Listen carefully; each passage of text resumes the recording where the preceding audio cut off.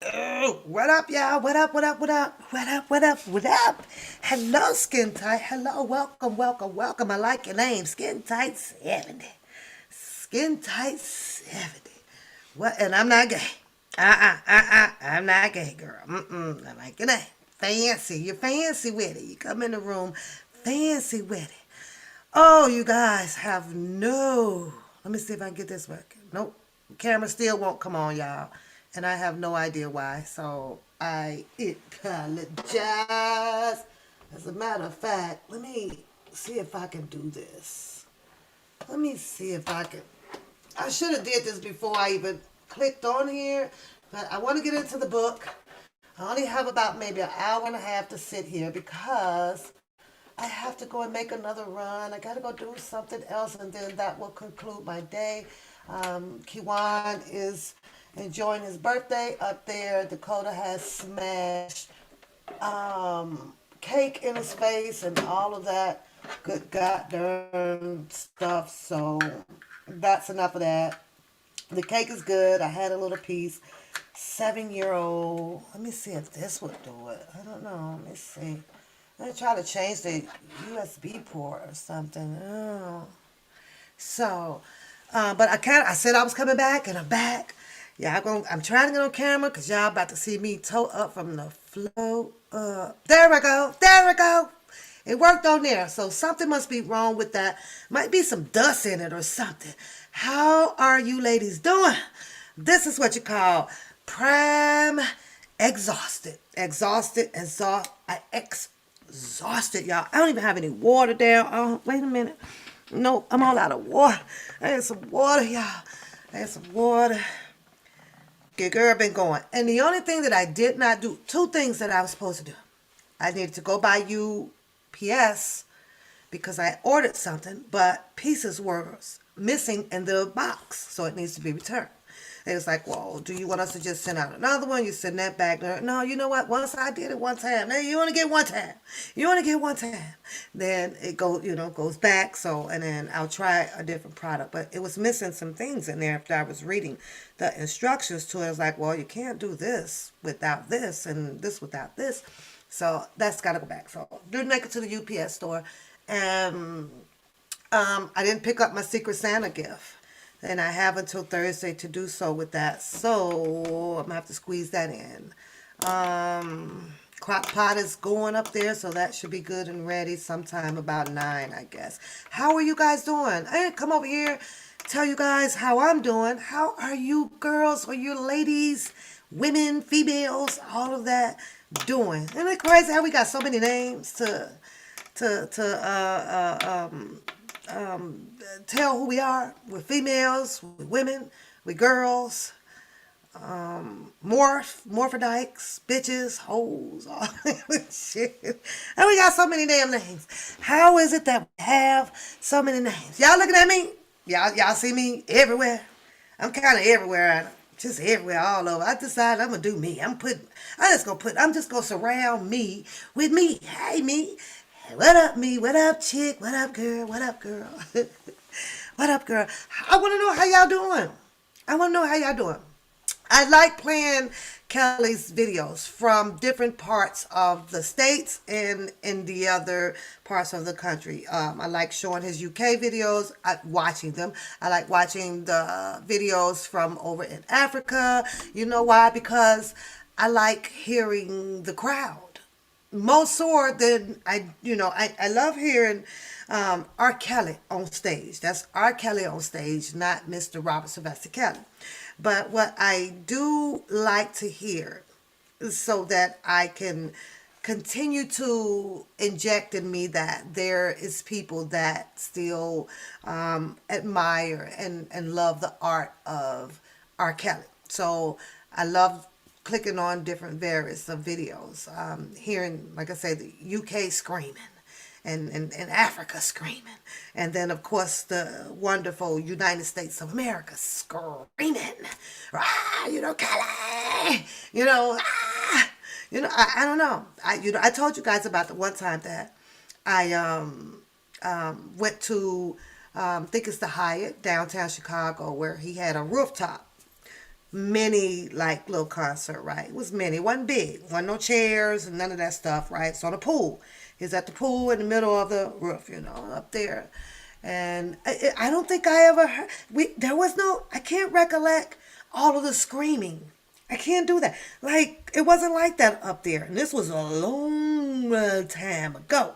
But I just remember there being just the music and him kind of walking in the water, with his shorts on and barefooted or whatever, and the floor being wet around him, and the close up to the poolside. I don't recollect as much screaming as I have heard with clicking on a bunch of videos. However, I got to admit, y'all, I got to.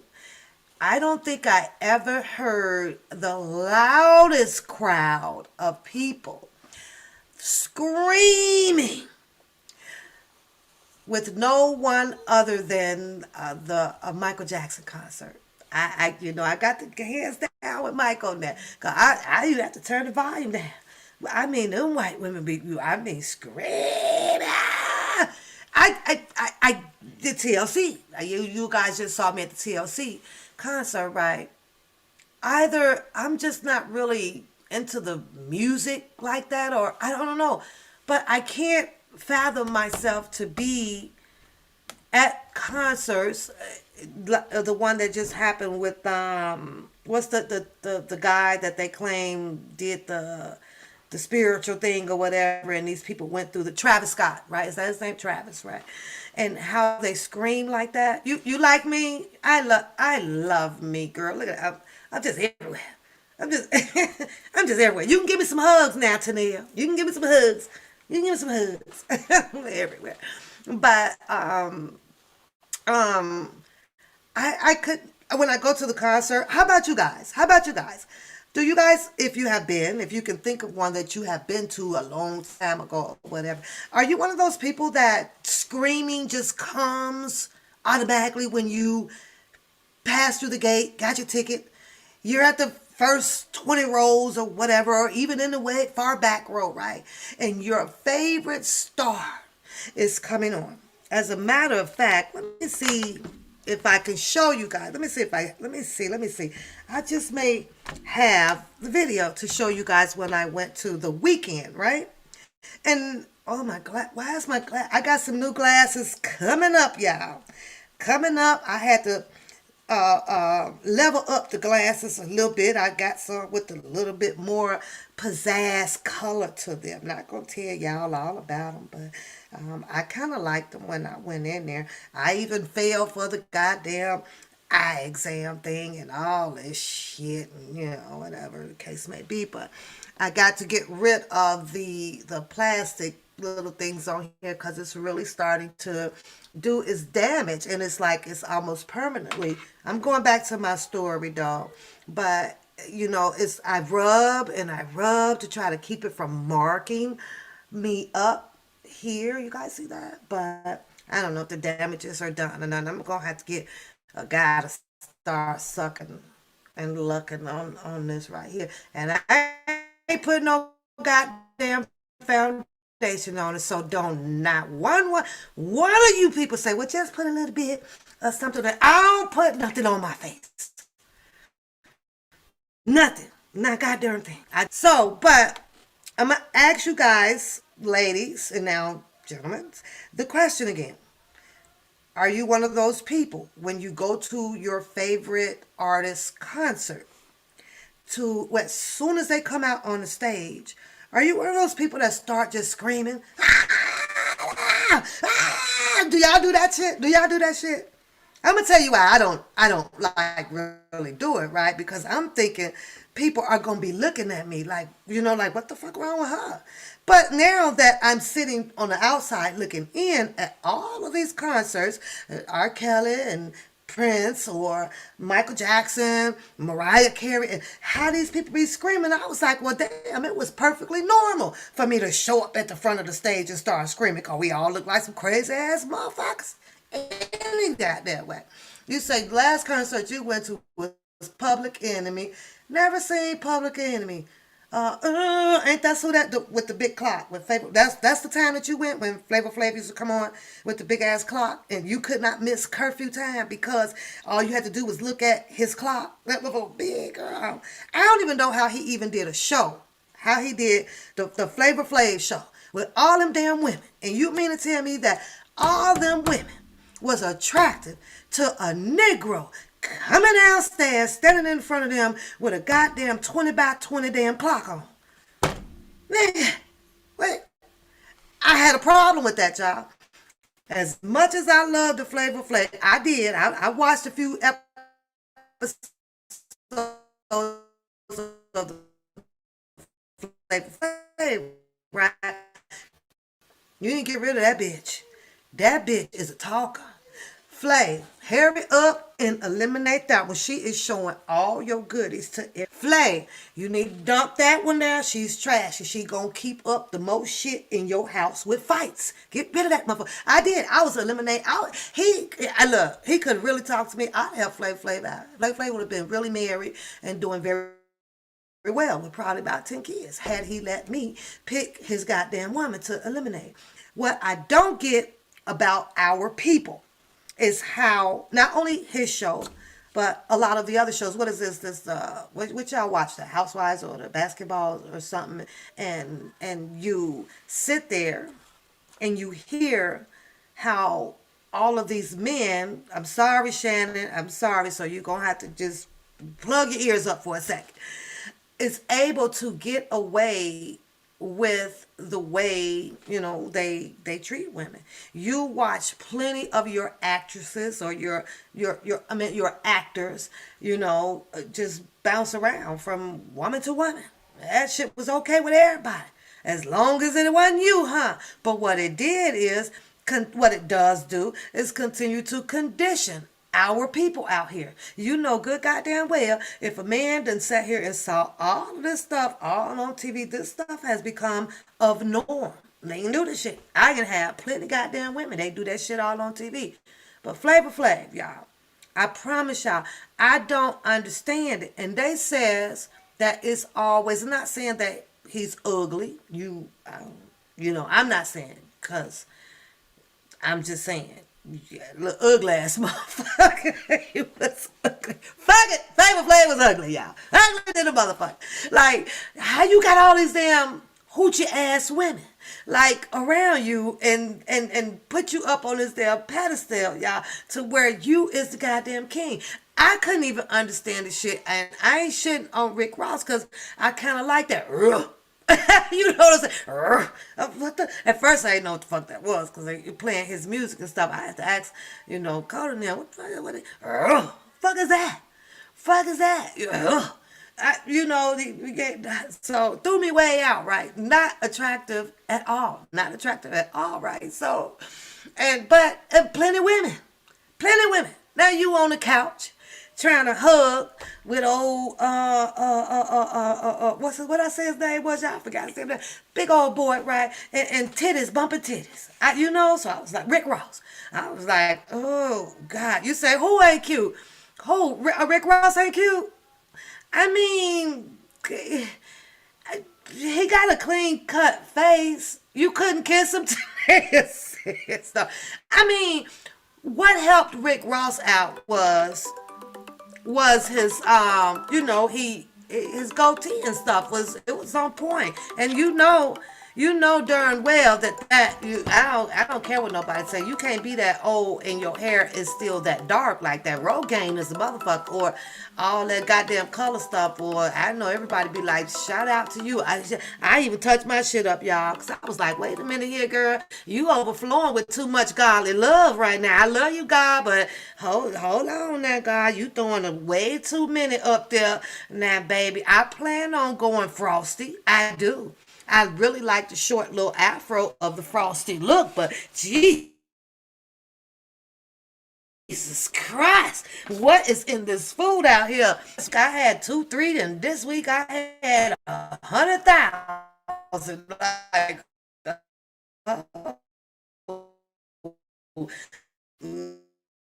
somewhat on his show. and then come down like he just the goddess.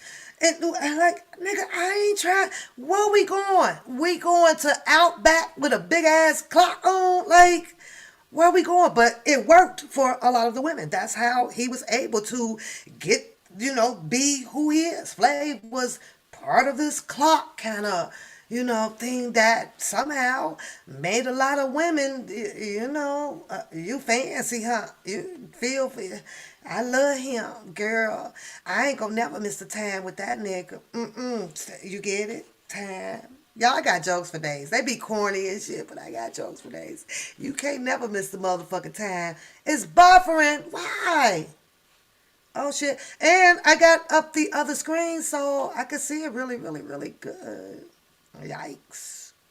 I see you. I see you over there. I'm over here fancy, y'all. I'm real fancy with it. But, however, I've I can't recall. Let me finish looking for the video. One time that I ever, um, you can't, you can't do that. Or you say no, thank you. I don't know. What about Keith Sweat, Tanea? What about Keith Sweat? What is it that you think that you can? What do you think that Keith Sweat may have had that may spark you if you attend his concert? Like, you're there, you got front row seats. Keith Sweat comes out on the stage. What is your reaction? Let's talk about these damn celebrities, not these rappers, but you can't do the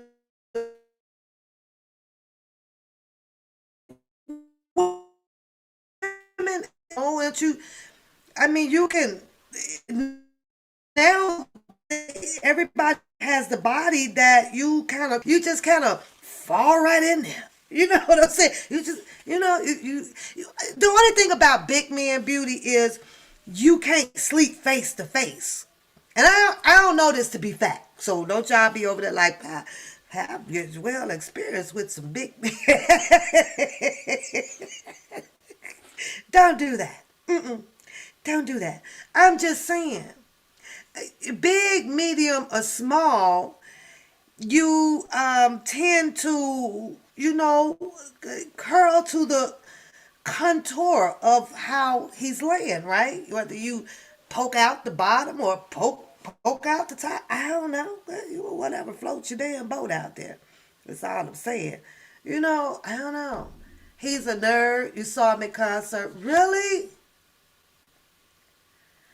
Come on now, Mary J. Blige did the same damn dance. Now, come on, her two-step, girl, Mary J. Blige and that damn two-step. But hey, Galatians, come on now, Mary J. Blige had plenty, goddamn, plenty of y'all, plenty, plenty, plenty, plenty, plenty, plenty, plenty, plenty, plenty, plenty. Wait, I gotta find it. I gotta find. I just ran across Keandre's picture, you guys. Isn't that cool? I just ran across Keandre. Look, he's not no baby no more. Okay, but what I'm saying is, do you go on the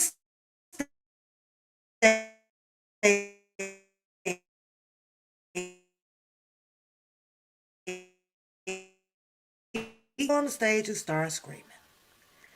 I try. I just can't do it. You guys had the big awesome. Me and my BFF took over that, y'all. It was like, nah, this ain't for the kids. We about to have some fun up in that. So Mary J. Blige got her, that's her swag though. She be dancing though. She be killing it, girl. She be killing it. I be like, okay, Mary, all right, y'all. All right. When I first moved in, I had to have a whole bunch of patio stuff delivered, y'all. I'm just talking all in between. But yeah. Oh, there's Pat with some hair, y'all. Pat with hair. I still look the same a little bit though, don't I? Mean, Pat got hair. Mm-hmm. Pat got some hair, y'all. I don't know where she went got that from. Maybe she went and bought that shit. I don't know. The fuck. The fuck.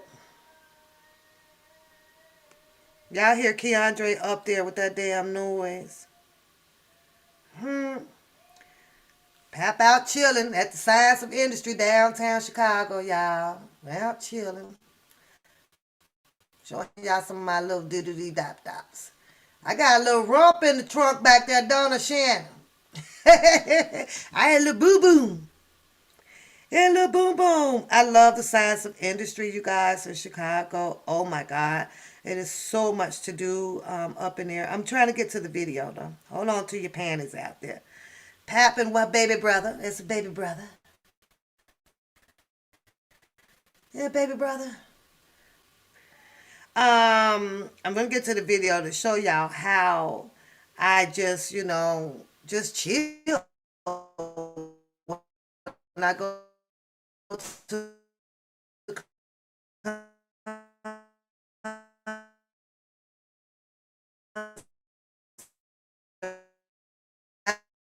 his God. Give me a whopper. No onions, no tomatoes, no tomatoes. I gotta get to the video. Hold on. Pap thought she was sexy. Ain't she sexy? Sexy, she be sexy. Pap had a big old booty. Oh yeah, Felicia got a big old booty. Oh yeah. And Kiwanis tea time. It's tea time. That's what I used to take them to have. It's freezing up. What? No, Ken Boo. No, it's not. I hope not. We were doing so well. So well. Let me get to the video.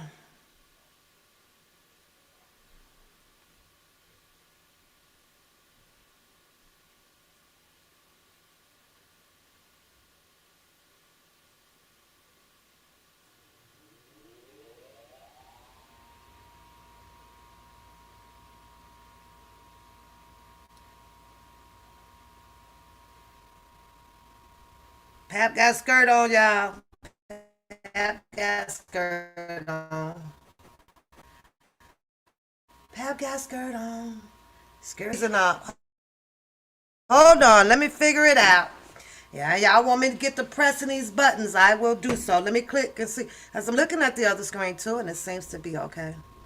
Seems to be okay. I'm getting to this book read in a minute, so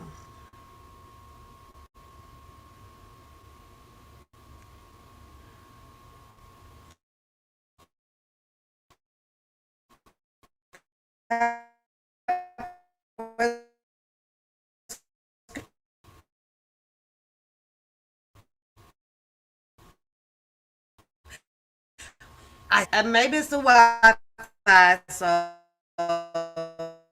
we'll give it a second. I forgot all these pictures was in this phone, y'all. Pat when she was about 19. Oh shit. Oh shit. Oh shit. There you go. There's Pat. There's the pappy. There's the pappy.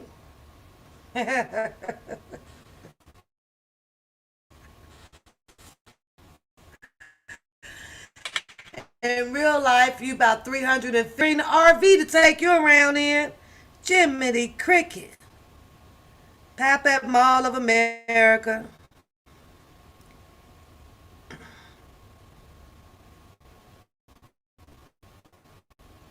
Let me show y'all this one. Now, wait a minute. This used to be my, oh my God, I used to watch this every morning, y'all.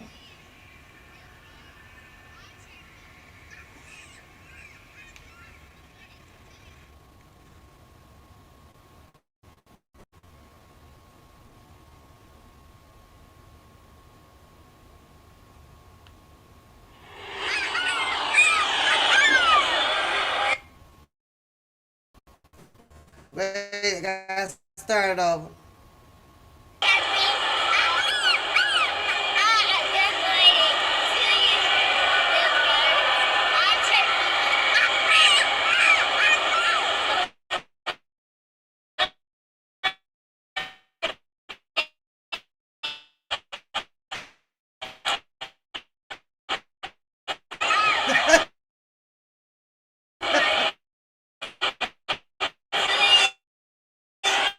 we were out at the Mall of America, you guys. That made that my good morning to you. But if I was going to continue to the video so that y'all could see something that Coda Bear had did, to my niece right there, right? And Coda is used to be hogging the camera, right? And it's buffering. Do y'all want me to close it out and come back? Cause other than that, I don't know what else to do to it. The signal, I don't know what else to do.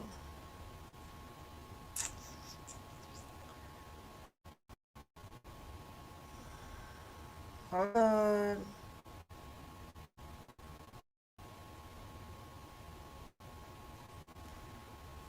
I mean, I can close it out.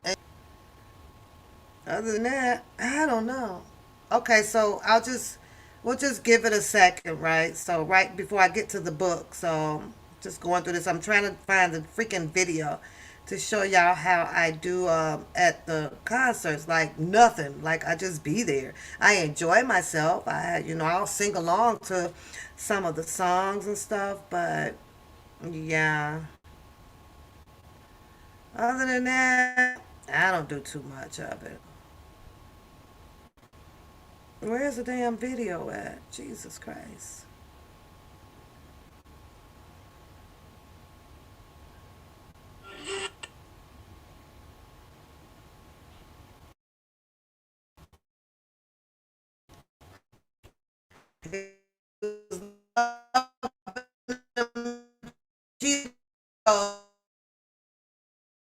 What? Yeah. So until I'm gonna get to the having fun in the sun. There's my mama, there's my mama, that's my mama. That's the one be calling saying, "What you doing? What you doing?" It's my mama. That's my mama.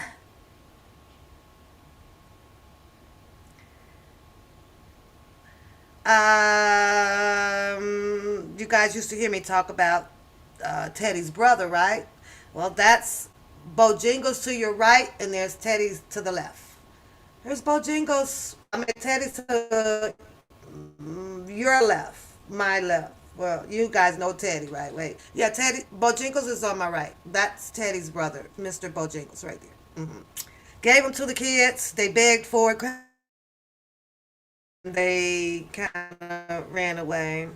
Yeah, they let him run away, and we put signs up and everything, and we just couldn't locate him. We just couldn't locate him.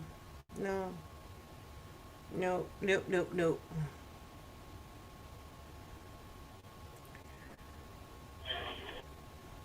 Bitch better have my money. Look at Shannon. My boob is out, Shannon. Pat with short hair again. Look at that. Look at that, Shannon. Boob is out, Shannon.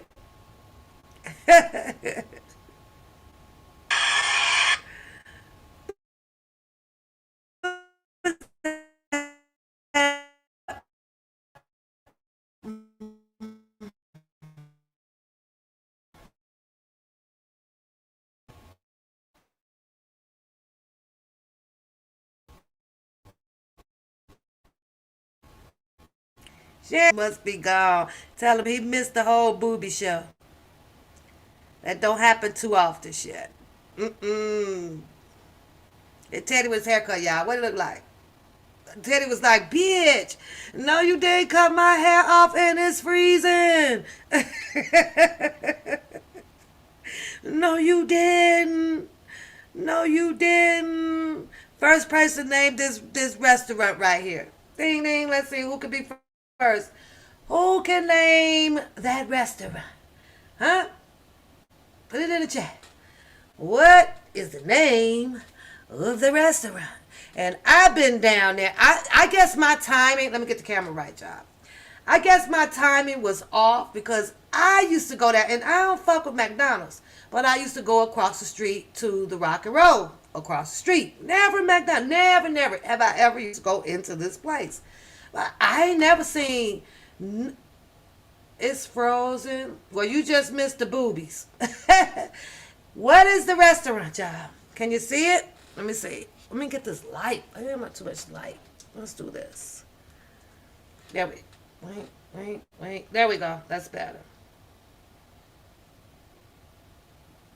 Maybe I should close it out then, Shannon, and try to come back. I don't know. I don't know. I don't know. A little bit hair on there, huh? A little bit hair down, a little bit on the shoulder here, yeah. Bow head, be-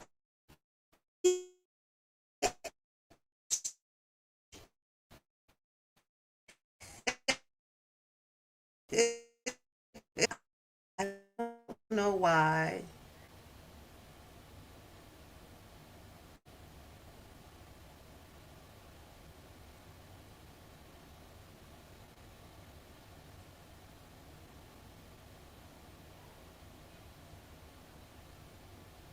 I guess the video was not in here. I thought it was in here, but it's not in this phone.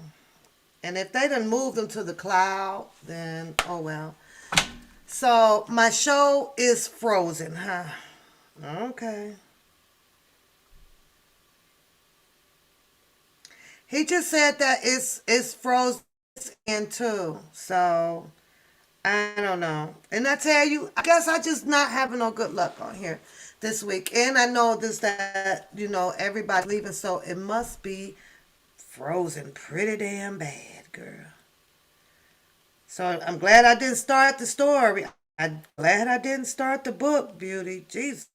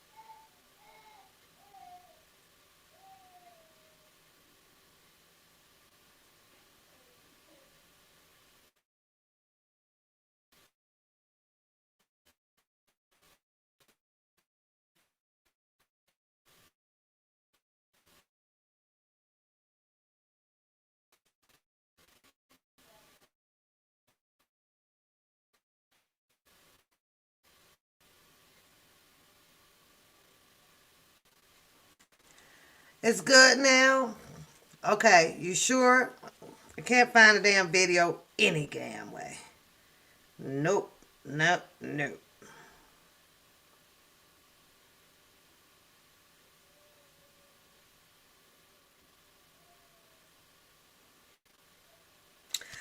Okay, can't find it. So, let's start the read. What do you think, Beauty? Should we start the read so we can get this over with? Cause now I'm down to an hour and a half. Let me see how much batteries on here. So I have Jane Doe number 9. Jane Doe number 9. How I Survived R. Kelly. Lizette Martinez. We are on chapter 18. Chapter 18. Every time I try to leave Rob for good, I keep coming back. The same pattern as my earlier days in New York return. Weekends spent in Chicago, fly back to New York for work. Then, every once in a while, what you eat, Beauty? Stay with Rob for a couple of weeks and call out for my job. Find a new job when I get back, if I even come back. When we fight, he leaves for days. Usually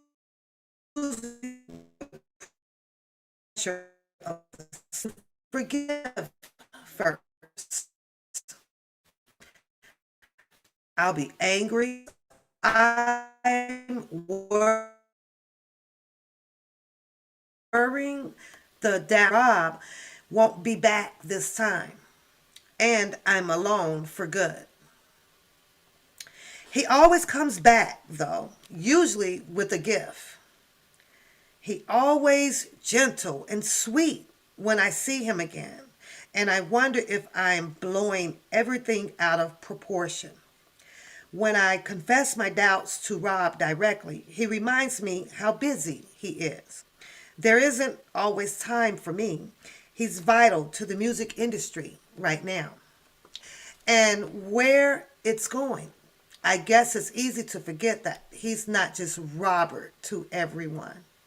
Anytime he feels I've been too needy, he reminds me, asking if I remember who he is.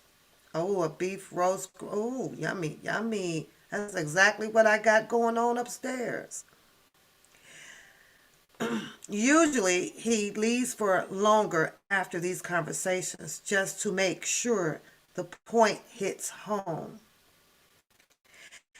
It should be a vivid fall morning in Chicago, but I wake up to irritated, oozing eyes between how swollen they are and the thick layer of goo sticking them together.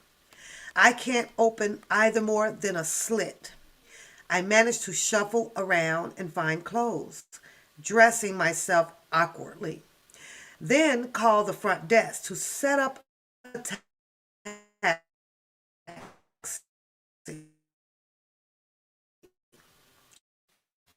to Northwestern, you guys. Once admitted to the ER after one scratched and infected. The infection is already so bad it's spread to the other eye. They keep me at the hospital for 2 days. See y'all want to finish reading this book. We gonna finish reading this book, but I don't even know what year. Huh? Like what? You get keep They keep you in the hospital for 2 days for a scratch on your eye. Not irregular heartbeat, not high blood pressure, not diabetes, not thyroids, not the flu, for a scratch on the eye. Let's continue. I am told one of my corneas is scratched and infected. The infection is already so bad. It's so bad that it spread itself into the other eye. And they keep me at the hospital for 2 days to watch it, to ensure that I don't go blind or lose my eye entirely. They ain't sending her to the ophthalmologist. Emergency. We gotta fix this. See what we gonna keep it closed because it'll heal on its own. You know them little blood vessels in there usually kind of heal on its own. Whole bunch of other shit to do. They just kept her for 2 whole days. That means that she did what? She,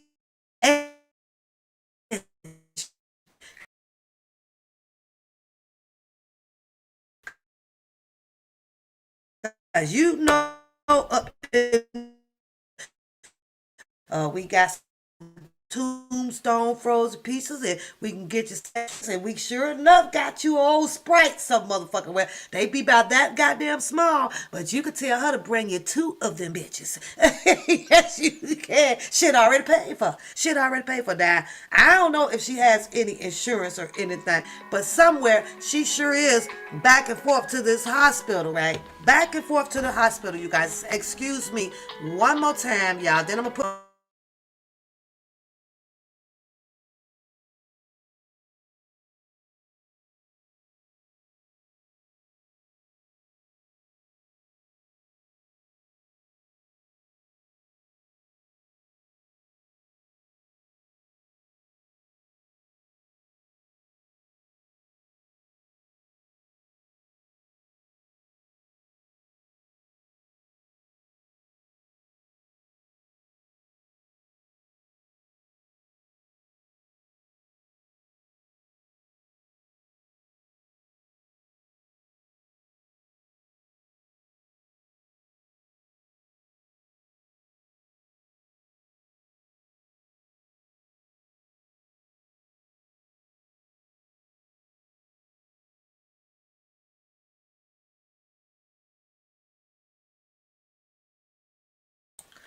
Okay, you guys. So my oldest baby wanting to come and get Kiwan, take him for a ride or some shit. I don't know. So, but long as he's back because he's got to go to school. So she says that she was hoping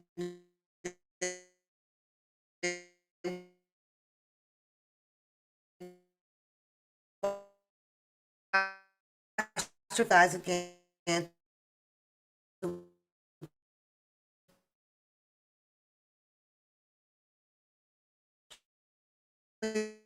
about a little bit before 9. So then make it back home and get myself prepared for bed. So a doctor explains that my contact severely scratched my cornea, but I asked if I had anything unusual, possibly unsanitary, in my eyes lately. Since the contact alone shouldn't have led to an infection this extreme, that I don't answer. It might lead to other questions that would end in having to explain my relationship with with Rob. Yeah. I know he doesn't want that line of questioning right now. So underneath though, unease about something this simple, making me go blind permanently, scrapes at me with fear. Early on, I asked the nurses to call Robert. The nurses to call Robert. They leave messages and assure me he'll probably show up. He doesn't. Demetrius does, though. That doesn't. It does instead. He sent you instead? The bitterness in my voice is like cut glass. Lizette, Demetrius says, as he drags a chair up next to the bed. I'm dying to wait to see if he gonna ask her about the eye.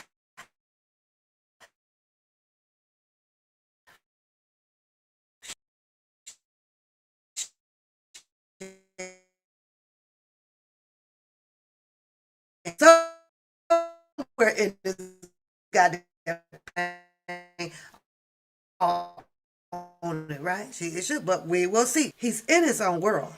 Rob's an artist, and he has to own it and do his thing. You know he loves you. Are you serious right now? This is not love. I don't know what to tell you. He's all by about himself.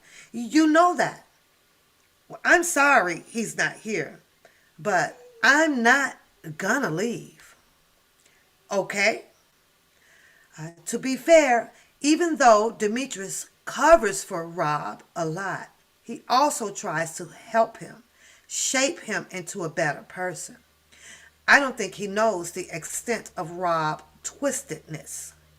How could he? Rob isn't sticking his junk in Demetrius' face. Demetrius is allowed to leave the hotel, use the bathroom, eat whenever he wants. I wonder what he thinks of me. Or other women who's or other women he's seen stick around Rob. Doesn't he think that I like staying inside all the time? He How much does he let slide and how many times does he choose to look away and not see what's happening in front of him? Now, isn't that weird how a person can throw something right back at the other person, though, Shannon? Ain't that some weird shit? She wants to ask the people or ask herself, well, isn't it weird how Demetrius isn't responding in the way that she wants him to respond by what she thinks of R. Kelly? Yet then she claims to be going through this torturous relationship with Rob, but she ain't doing what she expects for Demetrius to do. Does that make sense? It don't make sense at all. Why is people like that? I can't. Oh, I'm trying to grasp that. Yeah, it's easy to say. It'll be easier for her to open up a can of worms than it would be herself, when she's the one claiming that she's going through this shit. Make it make sense. True to his word, true to his word, Demetrius stays by my side while I'm stuck in the hospital. When he gets updates from Rob, he tells me they're always the same. Rob is at the studio working on something. As soon as the nurse grants me permission to leave, I tell Demetrius exactly what I need right now to keep going. I want to leave for good, but I need money to do that. Now, what about Somebody go up the toilet. I have to pee. go and I can't get it.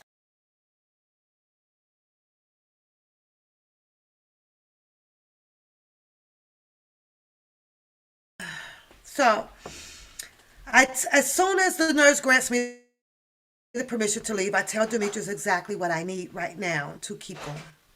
I want to leave for good, but I need the money to do that. I didn't have the money when they came, but they need the money to do it, to leave, just to leave. They need the money. So, hold on. I feel like I got so much going on. You guys, I need to take another vacation. Okay, that's nothing. Help get me, please. Help get me some money so I can go. Ooh, sound like an agenda coming aboard, Demetrius. And that's when Demetrius came out and started telling y'all how he went took all that money out the wallet and I know that was before probably her time or whatever, but it was around her time, pretty similar, right? And she says that I just want to leave and start over. The words hardly come out. I'm crying so hard.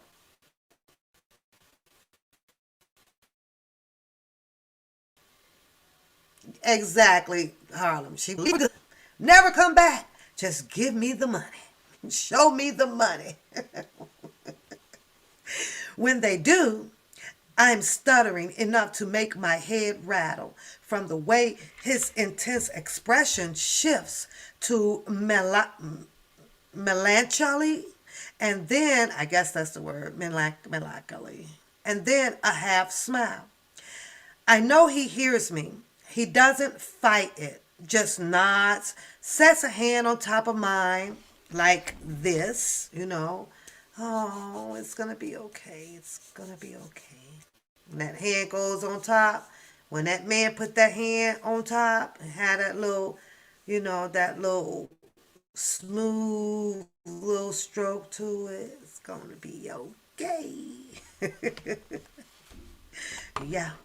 Um, I realized that he's probably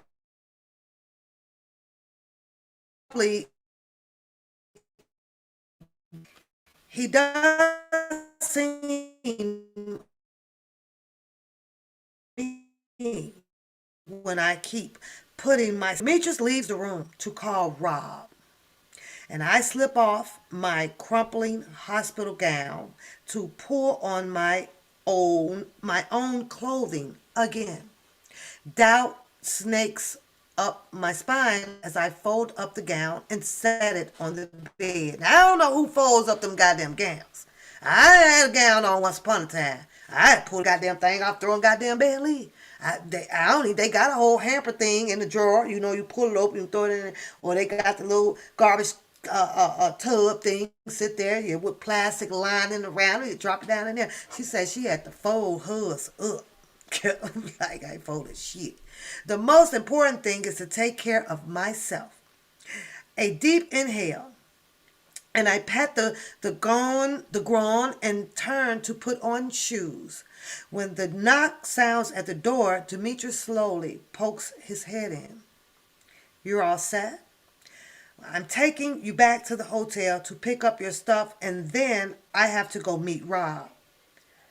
So you're picking up the money from Daryl? If you have any problems, just call me. I'll keep my phone close by. Packing my belongings, Doesn't take long, so I'm on the way to this random squonky hotel to pick up my get out of here and heal cash within an hour. Hello, hello, Lysol. Now, I'm not sure if Demetrius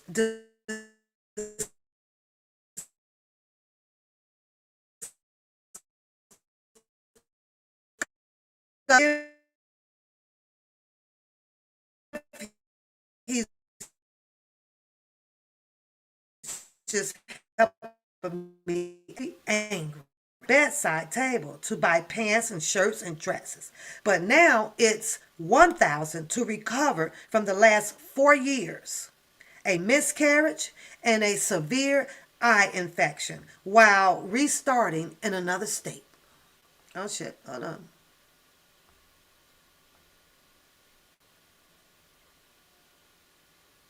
Maybe he knows I don't intend, mean it either way.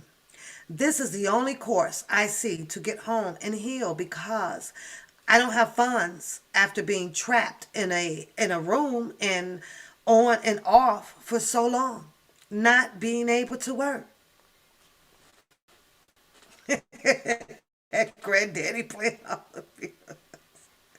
Let's not forget, hey lady, Demetrius is in that room with that hospital gown on. Shannon, ain't nothing holding that hospital gown together but that one little string at the bottom and one little string around the back, up top, and that's about it. And the whole little booty be out in that goddamn thing. So you gotta walk and hold it together back there. Like, can't they come up with some better goddamn things? But they don't. Easy access for the doctors. Oh boy.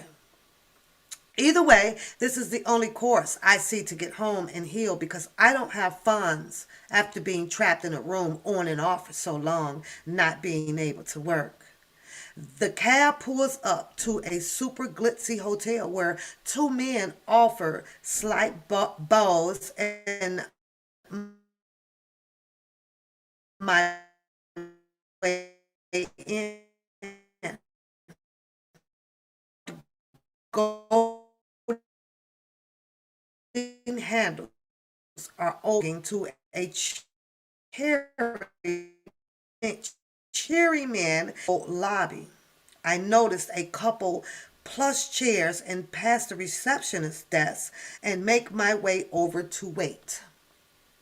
He knows I'm coming.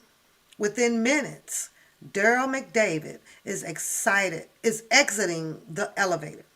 I stand up to catch his eyes, and he ambles over to me in a button-up shirt, mustache twitching with a smile.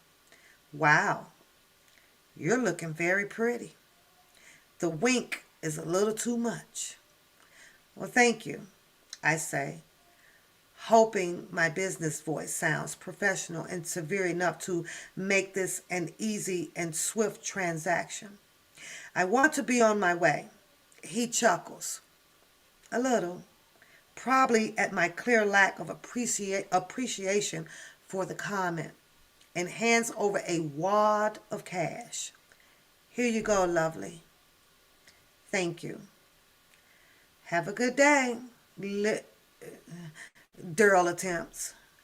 But I'm already striding towards the door, ready to get the hell out of here and leave the life I have with Rob behind.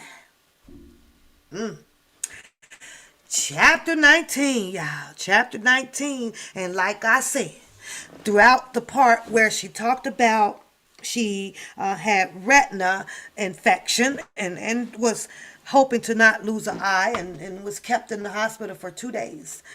Demetrius came in that hospital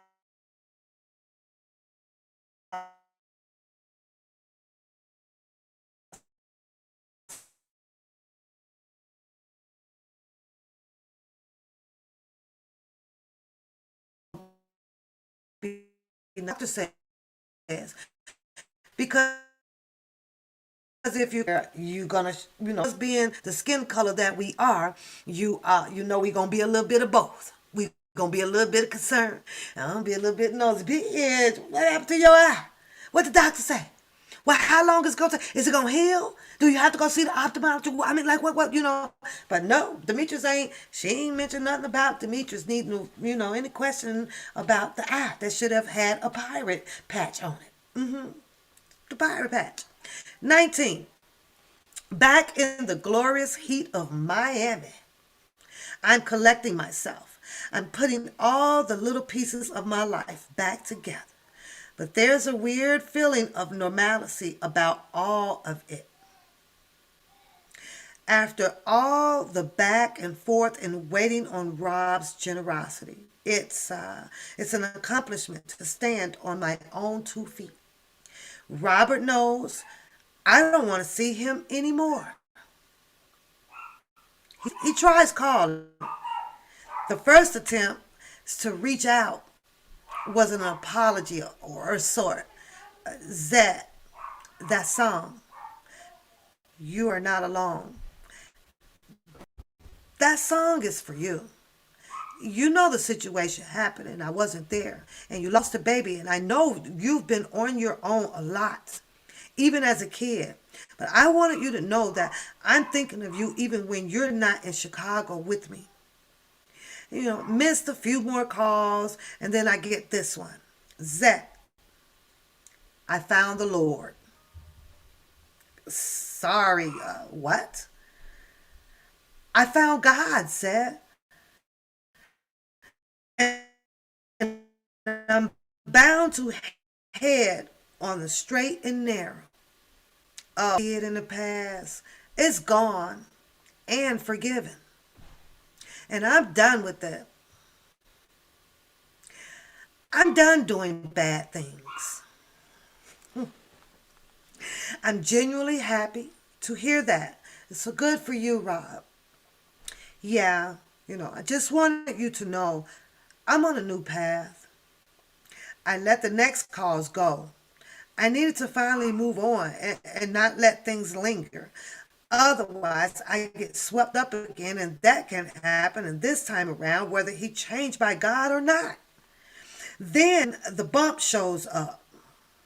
The bump. It's a bump down there. It looks like a razor burn to me. Being the hypochondriac that I am, when it's not looking better in a day. I call my longtime primary care physician, Dr. Jacobson. Uh, It seems like an overkill to strip down and brace my feet into the cold stirrups for what's possibly just an ingrown hair. But the assurance it's being taken seriously, it's comforting. At least it isn't until his Dr. Jacobs' female partner scrutinizes the area, prods it a bit, and announces she's ordering a blood test. Why a blood test? Well, it's most likely an STD. She casually responds. Yeah. Dr. Jacobson probes the area. Probes the area, Shannon. She probes it. Oh, okay. Let me check out this bump. Let me see about, is there ingrown pubic hair here, and let me look at the flippity flaps and all that stuff, right? Yeah. Okay. Well, this one here is a little unusual. It looks like it's an STD. She casually responds. I don't think that she expects the immediate, waterworks breakdown. It's okay. It happens. She tries to reassure me. It's not that uncommon. It's not that uncommon, the doctor tells her. It's not uncommon to fucking get a little bump down below. That's what her doctor told her. That's what her doctor said. But I was like, bitch, what? What you mean to tell me that we gonna fuck and get a bump, bitch? Be a beer. So at this point, I can't hear her really, because after all the shit that's gone down, This one extra cherry on top has set me blubbering like there's no tomorrow. I can hardly catch my breath. How did this happen? Stepping back, she uses a very matter of fact voice. Well, who have you been with? Just Robert. I mean, Rob. Rob R. Kelly. If he's it, then that's how you got it.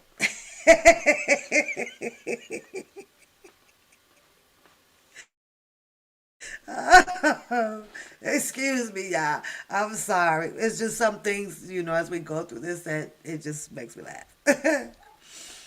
She lets me take my time getting dressed so I can compose myself before leaving a week later. A blood test comes back. You got it, Shannon. Positive. A blood test a week later comes back and it says positive. Like a responsible adult. Despite how much I do not want to hear his voice right now, there's a strained silence in between each sentence as I explain the positive results. And at the very least, be careful because I haven't been with anyone else. When I'm through with my spiel, he still hasn't said anything. Anything. Robert, are you still there? Yep.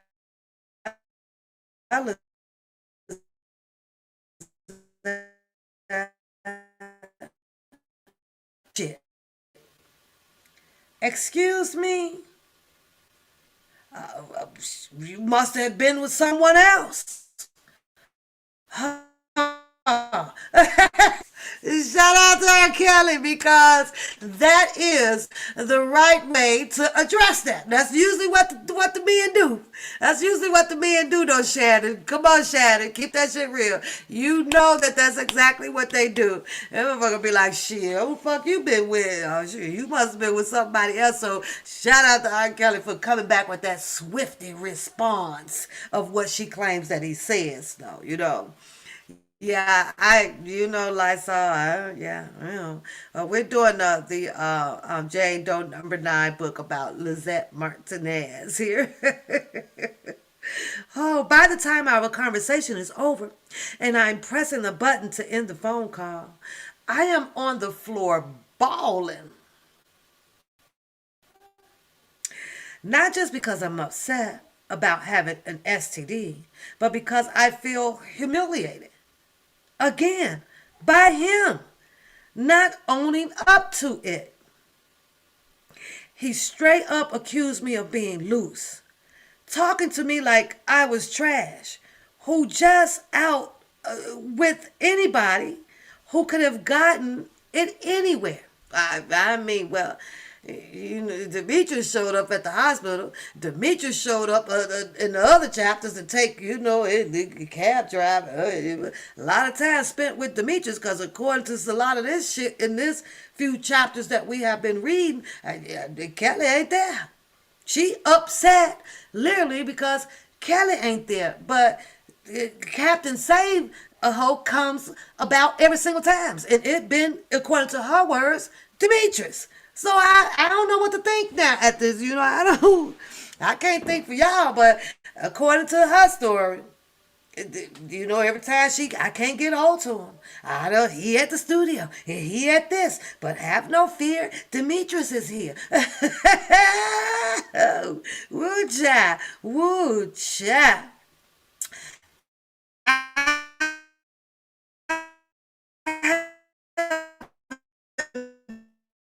With smoke a cigarette on the side. I knew he was seeing people. Tried not to think about it too much, hoping that he would at the very least be safe since he was also proclaiming his love and how much he needed me all this time.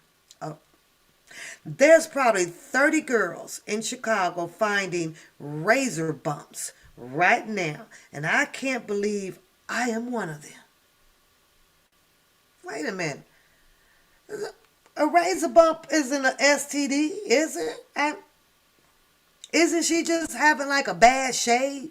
Or you know, like maybe she going up and back down, to the side and to the side. I'm just like maybe she don't have a pattern of, to not collect a razor bump.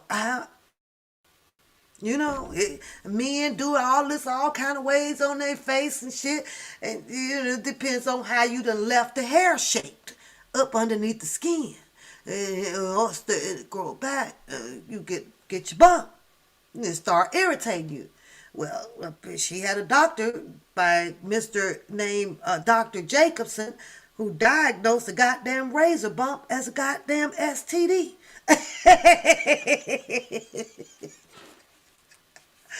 I say, hear ye, hear ye. If all in favor of firing Dr. Jacobson, please raise your right hand. She has been misdiagnosed. I'm just saying, y'all. I'm just saying. Letting myself cry it out is somewhat therapeutical. You say not to me. And it's there on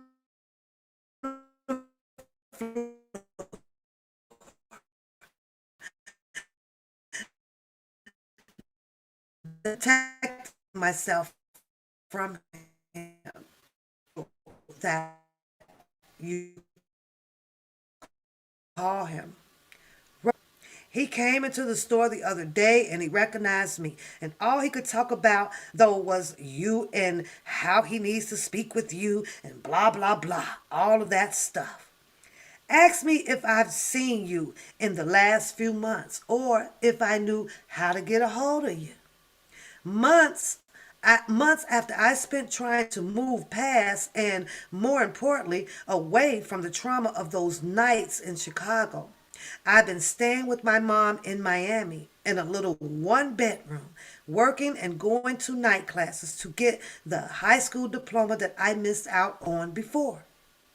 I should have foreseen a pothole like this coming, but somehow it catches me unaware. I spend a week considering it. Hi, heard you were looking for me. Damn it. I gave in and called. That there's surprise in Rob's voice.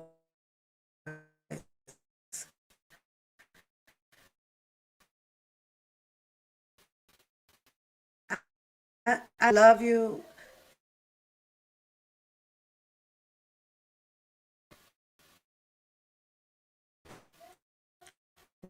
Wait, I say, my head, I'm trying to get my own life together now. You understand? Right now, I'm staying at the Grand Bay Hotel in Coconut Grove. Can you just come over?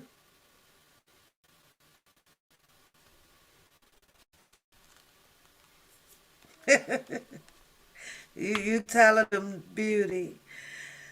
Naturally, all of my resolve washes away immediately. Also, I'm curious if the dynamic will be different now that I spent time away. Here she goes, Shannon. She's curious for the fifth goddamn time. She's still curious. I don't know what is it that she could be so damn curious about. What is it? Then you claim that you have learned this man's pattern. How is it that we are in the 19th chapter, Shannon, and she is still curious? Make it make sense. Make it make sense. Once I've taken my sweet time getting ready, I walk to the full length mirror again. She got the scare in her body. Check it out. Make sure she got on the right this and the right shoes and, dime it up. She got to dime it up, y'all. Everything is feeling good. That means that she's not blind, Shannon. That old eye, it all healed up. She could see. Everything is feeling good. I'm good, and there's no reason he should be able to hurt me again. This chica is ready. Yes, that's my pep talk. And yes, it's necessary right now.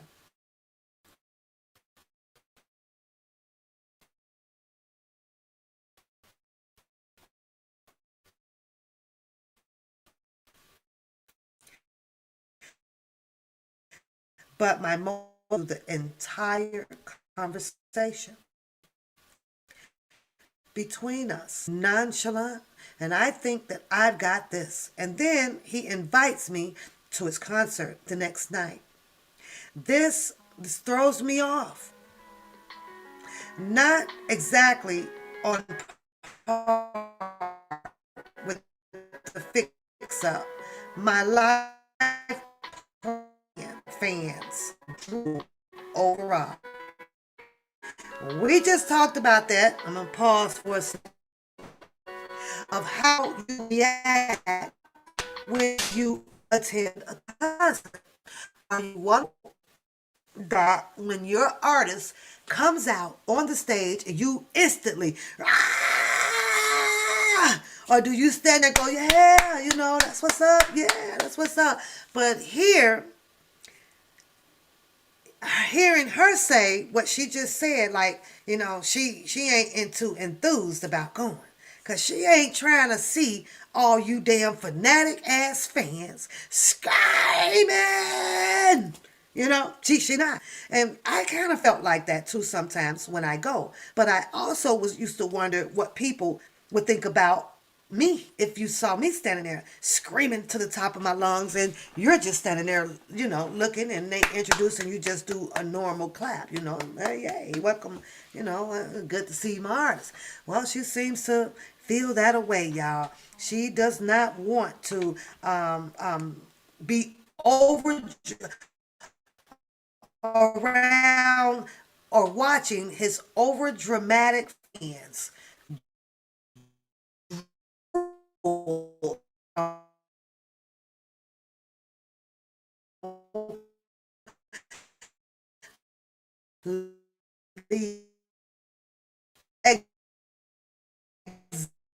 Yes, beauty. Fifth stroke. I'll think about it, but agree to go when Nicole offers to join me. I'm uncertain about the whole post concert part of the night. I'm not sure what exactly my responses should be. Yet, if I'm being independent and true to myself, still, I try to enjoy the moment. Stay chill. Listen as though it's just music. Just another concert. The voices of these girls behind us, but an attempt into my attempt at Zen's thoughts. I met him last night. I met him last night. Oh, shit, really? Yeah. We got close, laughter. They're pushing and pulling at each other's shoulders, snickering and rocking back and forth. Girl, of course I did. He invited us back tonight. Why do you think I'm here? I shake my head slightly. Up to the same old. He's singing all the songs that I was there for, either playing around or giving feedback as he wrote them.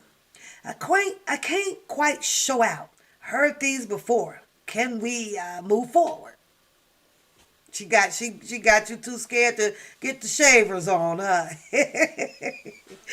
Too many memories associated here.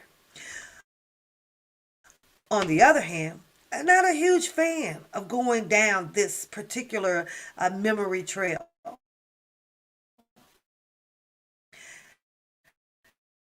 Now,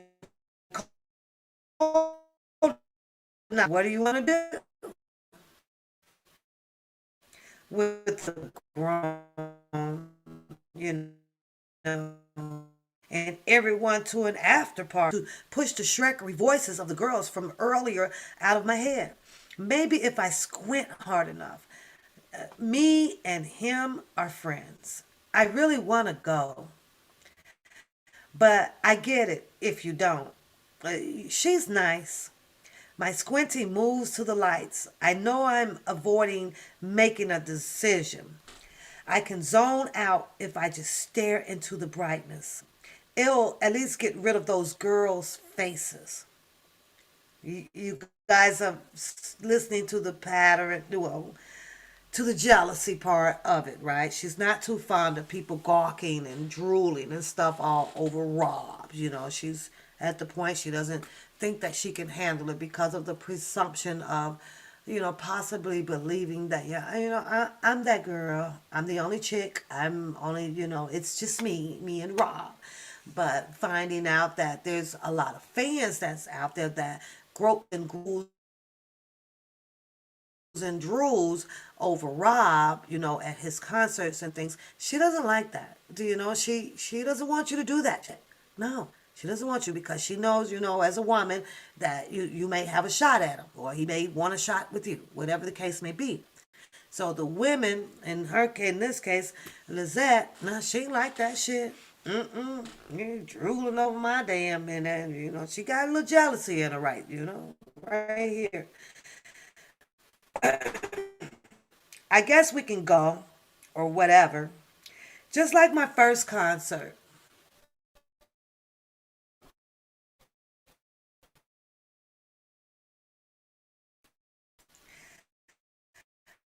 The girls behind us are praising them fawn over him. Honestly. Besides, I've already been everywhere in private with him. See, they gotta throw that shade. They gotta throw that shade, boy. They gotta throw that shade at you. Hey, Pal. Hello. They gotta throw that shade. I already had them. Shit, I already know what's to them. Fuck them hoes. Fuck them hoes. You know what I'm saying? They gotta throw it at you. I already had them. They got my motherfucking seconds. That's what she sound like right about now, y'all. They got my seconds. I had them first. Whoopity doo day. When we go outside, she says, at this point, going backstage is a groupie charade. Y'all, everybody's a groupie. You're a groupie if you go backstage talking about, Azrael, her mom, all them getting the numbers and everybody going backstage. Lizette called all of y'all some groupie hoes. Jesus. Okay. Listen. Okay. When we get outside, I call and Rob tells us to meet him back at the hotel. Once again, he's not with her, y'all. He's not with her. So if we're not headed backstage, he'll send people to drop by and take us to the party once they're on the way. You mean to tell me that they had escort service? Nika, who you sending? What time gonna be? I'm be ready. I'm bitch. I think look, he's saying it. Ooh, as long as I be who you sending, who you be ready. He sent people to drop by and take us to the party once they're on their way. And since this time around, I don't have a key. You don't have a key. They ain't leave no key at the hotel. They ain't leave no key. Rob ain't leave a key for her at the desk, y'all. He says Demetrius can let us in the room to wait. Now, I don't know how this story gonna end, but at this point, I think it might be safe to say that Demetrius need to read this book, cause it looked like she showing the fuck telling on Demetrius. Demetrius did this, Demetrius did that, Demetrius did this, and Demetrius did that. Kelly wasn't there. Kelly wasn't there. He was at the concert. Even Demetrius said to her in the book he's at the studio. They can't make it. Every time she talks to R. Kelly, it's on the phone. Ring, ring, it's Kelly. But every time it's some visual or contact, it's Demetrius Smith. You might want to read this book. Cause Lizette Martinez is dropping some dimes on you, honey. You might want to tell Lizette to take you, and she ain't use no fake ass name. She didn't use the last name either. So let me put a disclaimer in this bitch right now before I get sued. Let me do that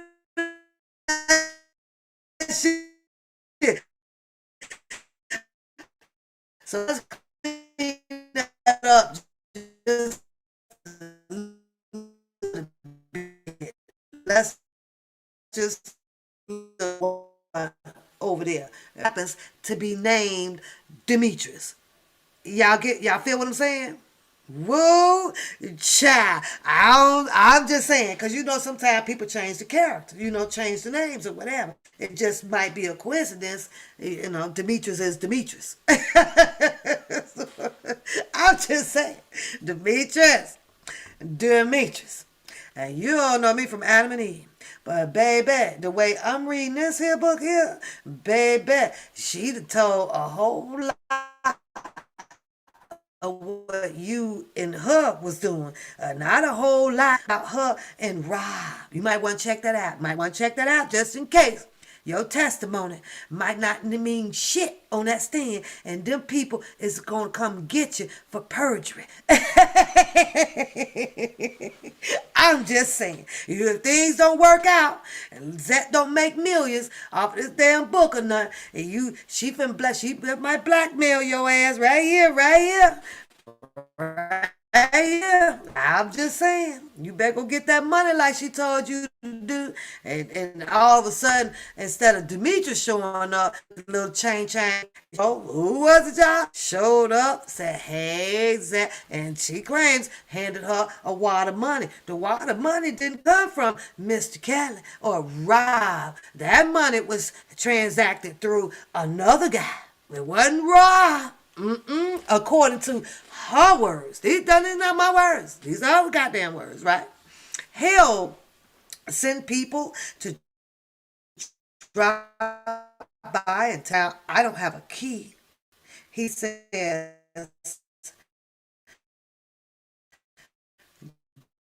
Demetrius,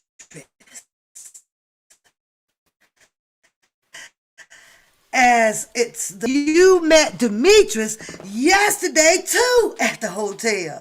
Yeah. So 2 days in a row, you ain't seen or heard Mr. Kelly or Robert. You didn't saw Demetrius 2 days in a damn row.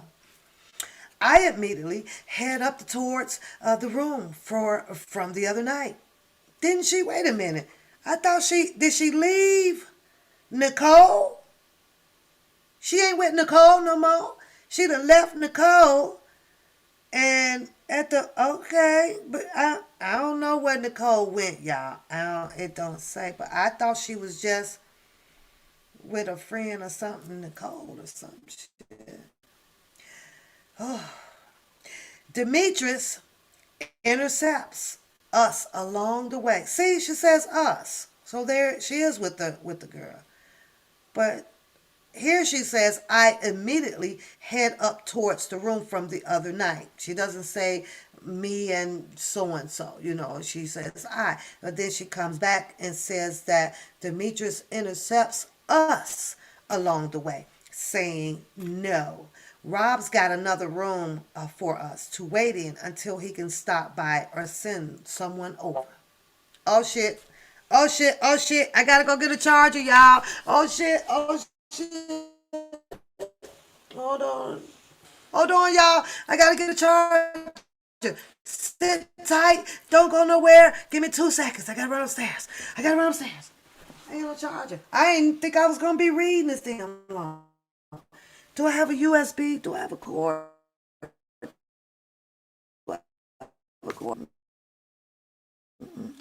I got some cord. So hold on. Don't go nowhere. This is getting juicy.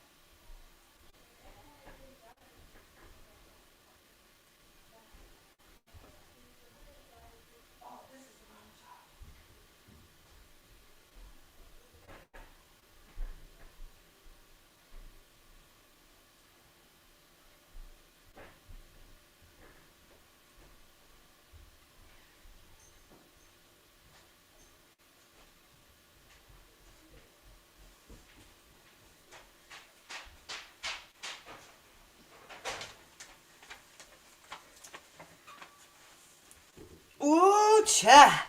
Battery's down. Battery's down. Hold on, y'all. Woo. It don't fail me now. Get some juice in here. Booyah. All right, y'all. Back in action. You say Teddy bring. Teddy in his bed sleep. Teddy is asleep. I'm gonna have to look this way because I got short. I'm gonna put a charger down here. I'm gonna get one of them things that you just set it on. I'm steady hitting the screen. The light, y'all got to excuse the light. I'm back. Y'all cop your tickets from me. The newspaper tells Mr. Kelly he is throwing the biggest concert in. Oh Lord. You better get yours while they last. At the beauty smoke signal. It's up to some. I eat unusual, different kind of shit here and there. I like. Okay, where were we?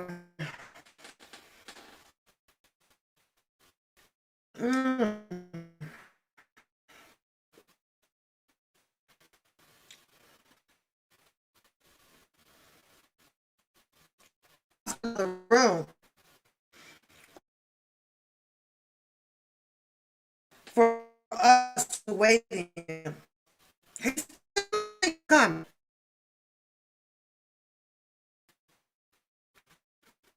He's still not going. While we huddle outside a room on the floor. I've never stayed in before. Unusual for Rob. Hasn't called and no one has arrived to accompany us to the after party. This thing isn't supposed to be this bad. I don't need this kind of uncertainty in my life. That's about as far as my goal. She has to leave. Oh, the by herself. Another razor bump gonna happen. The other eye gonna get infected. Whole bunch of shit finna go down there after Nicole leave. You just watch.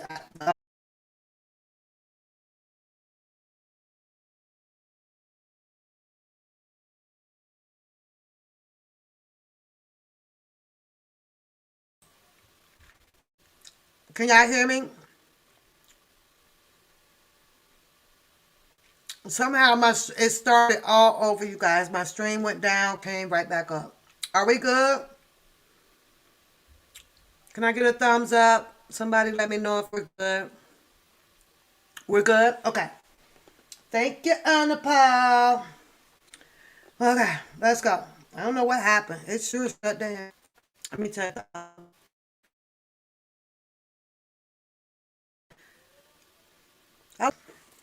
I'm gonna finish my salt, sweet and salt. These things crazy, y'all. Some sour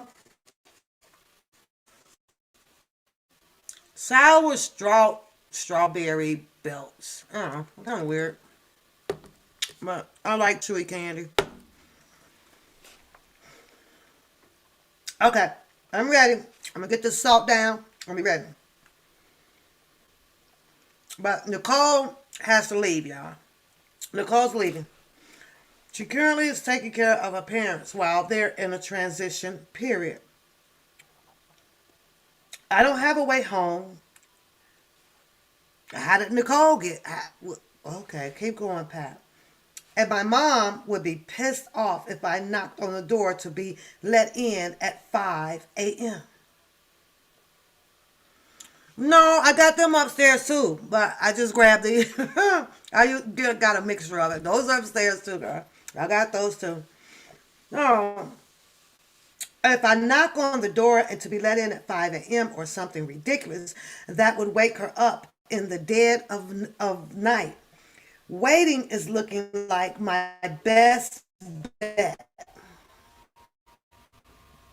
Waiting is looking like my best bet.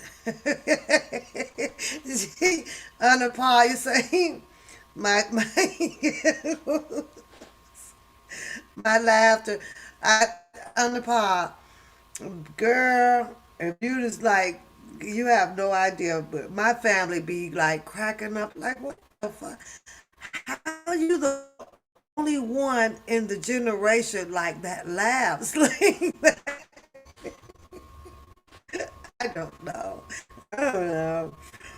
Oh, even if it's solo for a while, up to join the party. What about Nicole? Where's Nicole at? Nicole, parents that is, I didn't really want to go that way anyway. I wonder briefly if Rob even in this random room the other night for our reunion chat. I'm, I'm using that shit. You mean?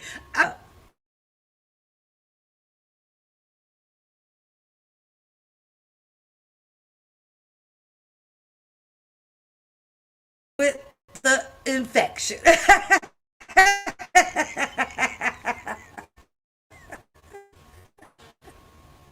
You had you had to get me started. Oh my god. My shit keeps shutting down, y'all. So and it's keep coming back up. So I'm gonna try to get through this chapter here and we gonna come back another day with the rest of it, y'all. We gonna get through this shit, okay? We gonna get through it. But she said Nicole went to not the old razor bump infection.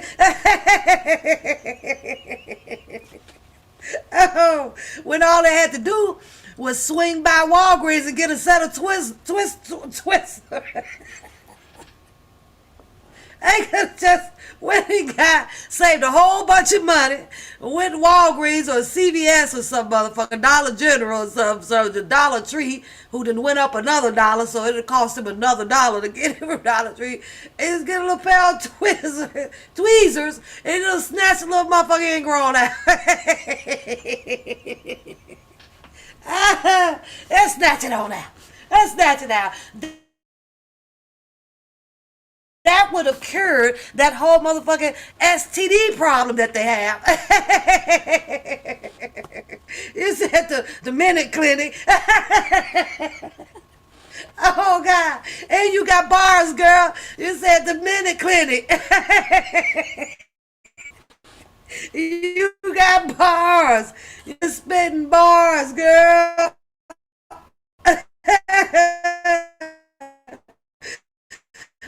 Oh, shit. She came right on in here and got me cracking up. Lord have mercy. I'll stay here tonight and figure this out tomorrow. You could have left with the girl.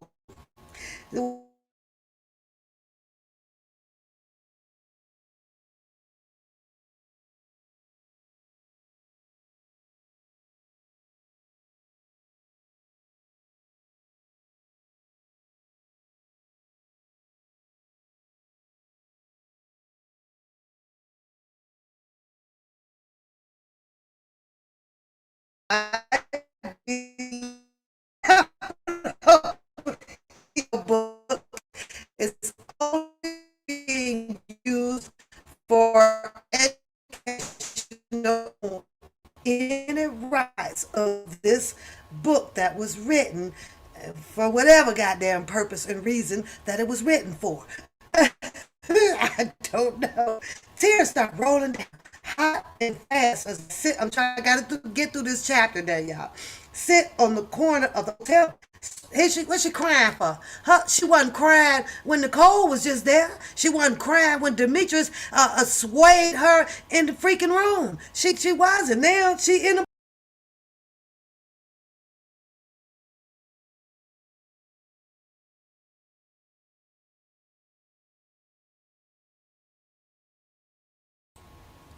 19 is long, you guys. I'm gonna have to end it. It is going up and down, up and down. Do y'all see the screen? Is it blacking out on you guys?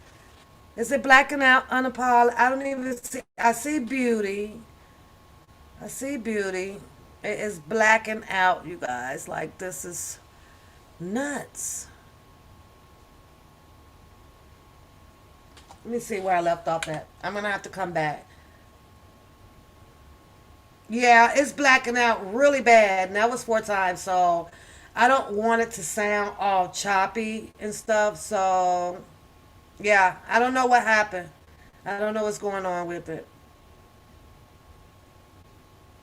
Yeah, but I think it's gonna do it again.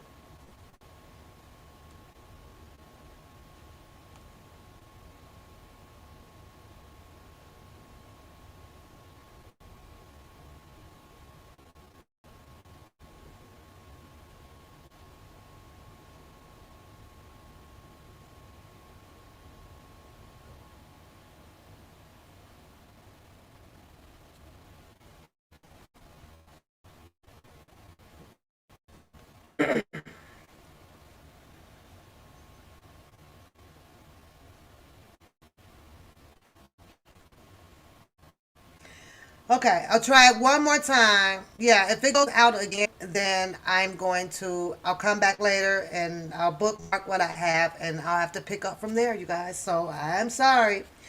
This has happened a million times before. It always makes me upset, but not like this. The same injured heart that cried for her lost baby is now crying at being abandoned after trusting this person I kept trying to love. This one last time, I can't continue hurting myself like this. I need to be over it, completely over it. So my breathing slows, and I finally lulled into an unthinking gray zone that drips into a light, fitful sleep. If I can be unconscious, I can at least make it to tomorrow without being hurt any further. I'm a damn fool. There are so many wonderful things about fancy hotels. The food is delicious, lusciously squishy and packed with pillows. The bars are splendid and offer top shelf cocktails at exorbitant prices. Another enduring aspect of upscale hotels is that they tend to be fairly quiet. Unless you're in a suite that shares a door, the walls are thicker. There's more space between rooms, and people literally pay more for better rest. You can hear in the hall, tiny screaming children nearby, or they're having a full out party next door. Screaming children do not wake me up from the other side of the shared bolted door, but a woman's high pitched voice does. Music reverberates against the walls and shattering. Laughter pierces the nighttime silence. It's still insanely early, and I can hear the heavy door in the room next to mine opening and slamming shut. You know how when you've really been with someone for a while, you know their quirks, right? You know how their eyes scrunch when they laugh, or what their night breathing sounds like, or how they clench their wine glasses when they're thinking. You recognize their real laugh and their fake one. The throat clear, that means that want to leave soon, please, and the please introduce me one. The door to the next room slam. I hear Rob clear his throat and laugh. Too many nights together to be absolutely sure, to not be absolutely sure about that sound. Everything inside this, it's like swallowing mud. All these emotions sit heavy in my chest and stomach. Turning to my purse, I extract my phone from the mess of lipstick, bobby pins, and random receipts, and I call Nicole. It's so late. It's not even fair to be calling. Hello? Is this Lizette? Are you okay? My voice hardly speaks out. An audible response. Yeah. Slightly clearer. Yeah. Yeah, it is. What's going on? What happened? Is Rob there with you? With a deep inhale, I press back the tears, the frustration, everything. Not because I care what she thinks, but because she needs to at least be able to understand what I'm saying. Um, yeah, kind of. Rob, he is stupid. I mean, he next door, like fucking some other girls. What? I can barely breathe. How do you know? Sad, throaty laugh, muffled by hours of crying. Please, come on. Zach, you gotta check. Can't just be making assumptions. And I pick up one of the water glasses set beside the sink, tossing the wrapper in the trash. Back at the wall. Lord, y'all, she put the cup against the wall. Now, if I don't need a Bloody Mary after that one, y'all, I need a goddamn Bloody Mary. And I don't even drink Bloody Marys, but yeah, she picked up one of the water glasses, set it beside the sink, tossing the wrapper in the trash. Back at the wall, she pressed the cup against it. Now, keep in mind, she told you guys how thick the walls were. Yeah, she talked about, because it's an expensive hotel. Yeah, thick walls. Other people and from the other rooms, they design that way. So you don't have to hear all that knocking, bang, bang. Shoot 'em up, bang, bang, in the other room. It's a disturbance of peace. It really is. You don't want to be laying there looking at the Archie Bunker show and the next room is banging the walls. So those walls of the hotel that she spoke about, most of them are designed that way. The architecture knew that the other couple that's fucking ain't gonna want to hear the other couple in the other room. So instead of making those walls about 4 inches thick, they made them approximately about 6 to 8 inches thick. So that way you can bang your head on the headboard all motherfucking day and your partner next door ain't gonna hear you.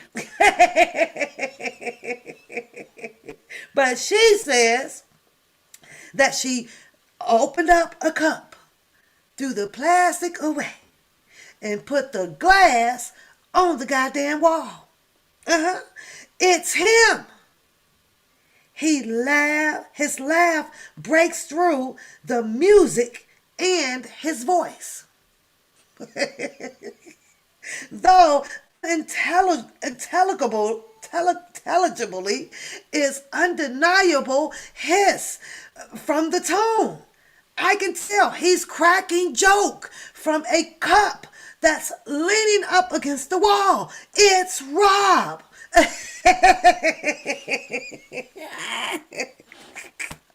Oh, woo, cha, woo, cha.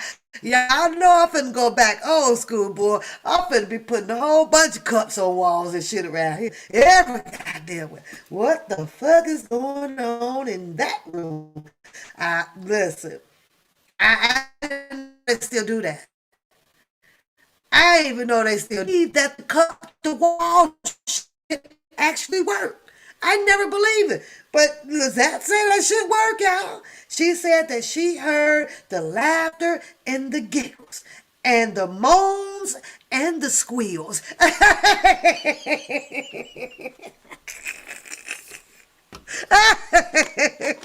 through a motherfucking cup.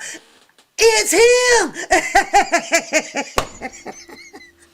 I got to get through this chapter. I got to get through the chapter. Hold on. Oh, she didn't know? No, she didn't know. But it sounded like him. She didn't see him. She didn't know what girl. She said girls. She said girls too, y'all. She said girls. It's not even about the girls.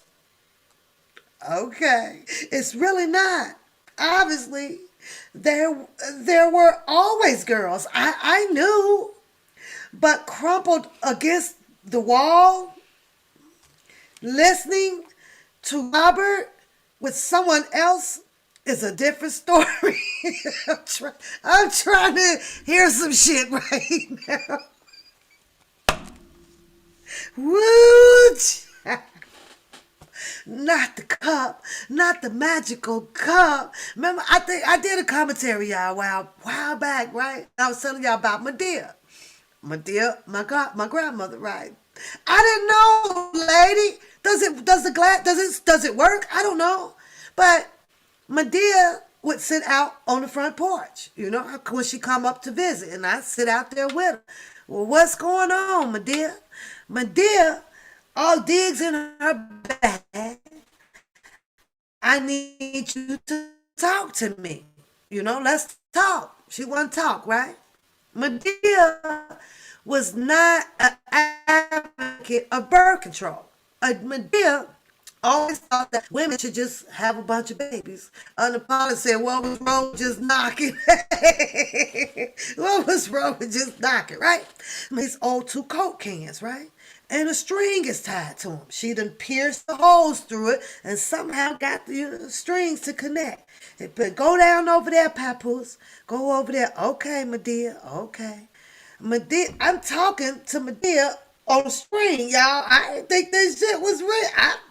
I'm going along with it. Yeah, okay, Medea. But keep in mind, Medea like probably 2 feet away and I can actually hear her talk. But I had to pretend this shit. That's my grandmother. And she says that we was talking about ways of coke in a string. It is what the fuck it is. Now, Lizette is telling y'all that she heard every motherfucking thing without seeing where and who was in that goddamn room. She says here that she heard laughter, giggles, moans, and motherfucking squeals. When we know that if you are in a hotel room, that if it's... I'm just saying, y'all. Let's move on. I can't make her story my story. It ain't fair. That shit ain't fair. This her motherfucking story with some bullshit about she heard goddamn squealing.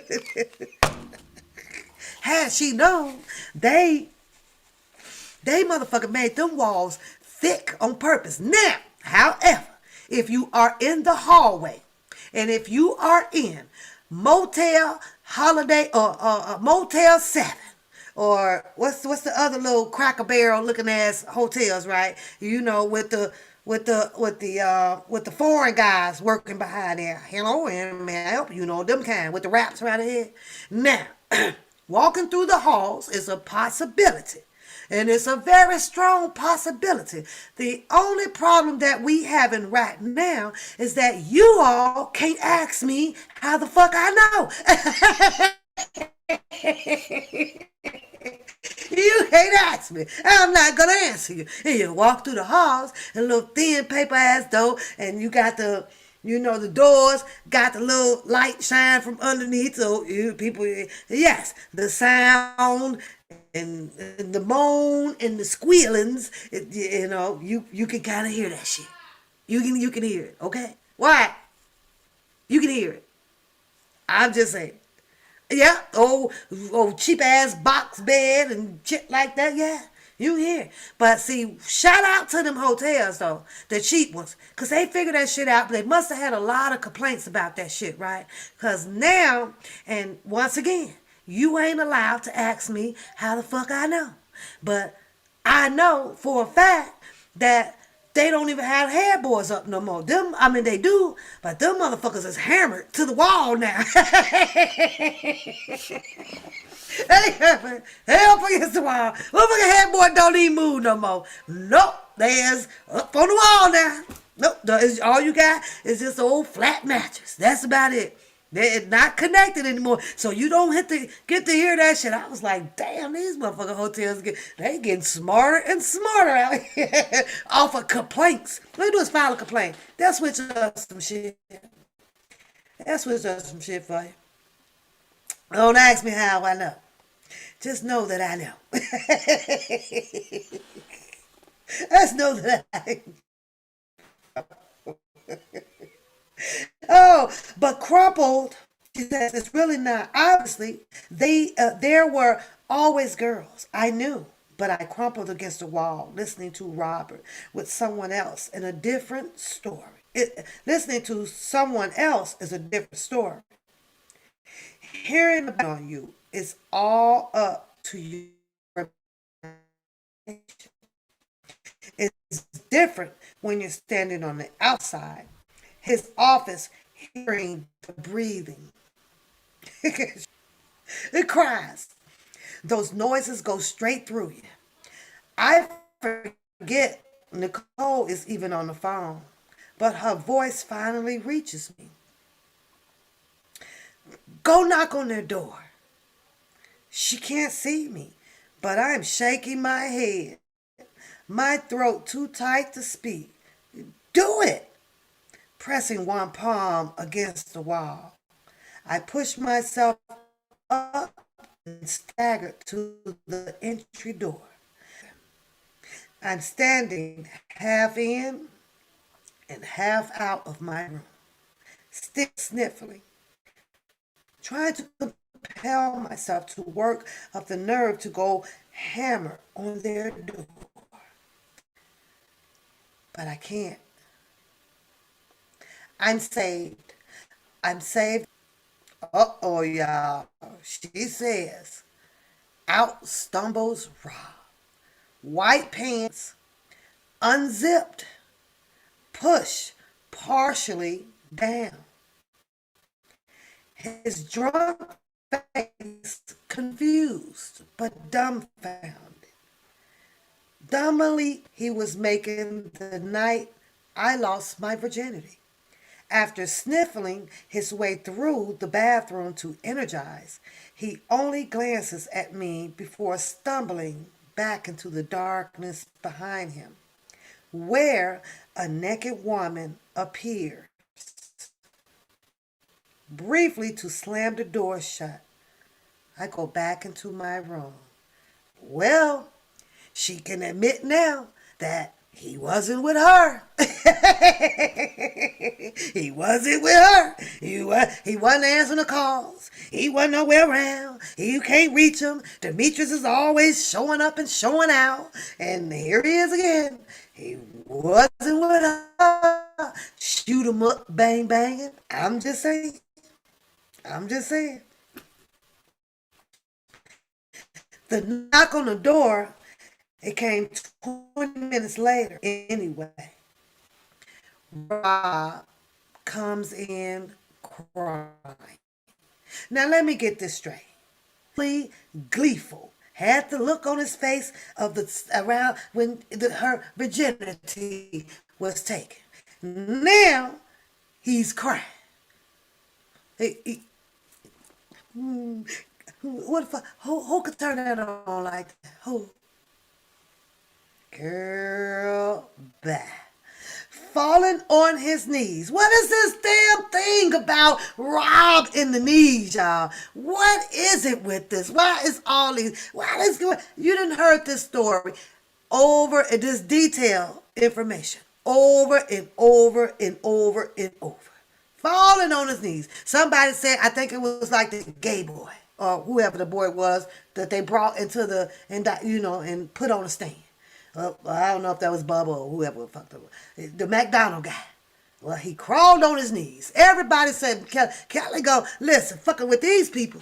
You gotta go knee. Listen, this knee thing is starting to be a problem.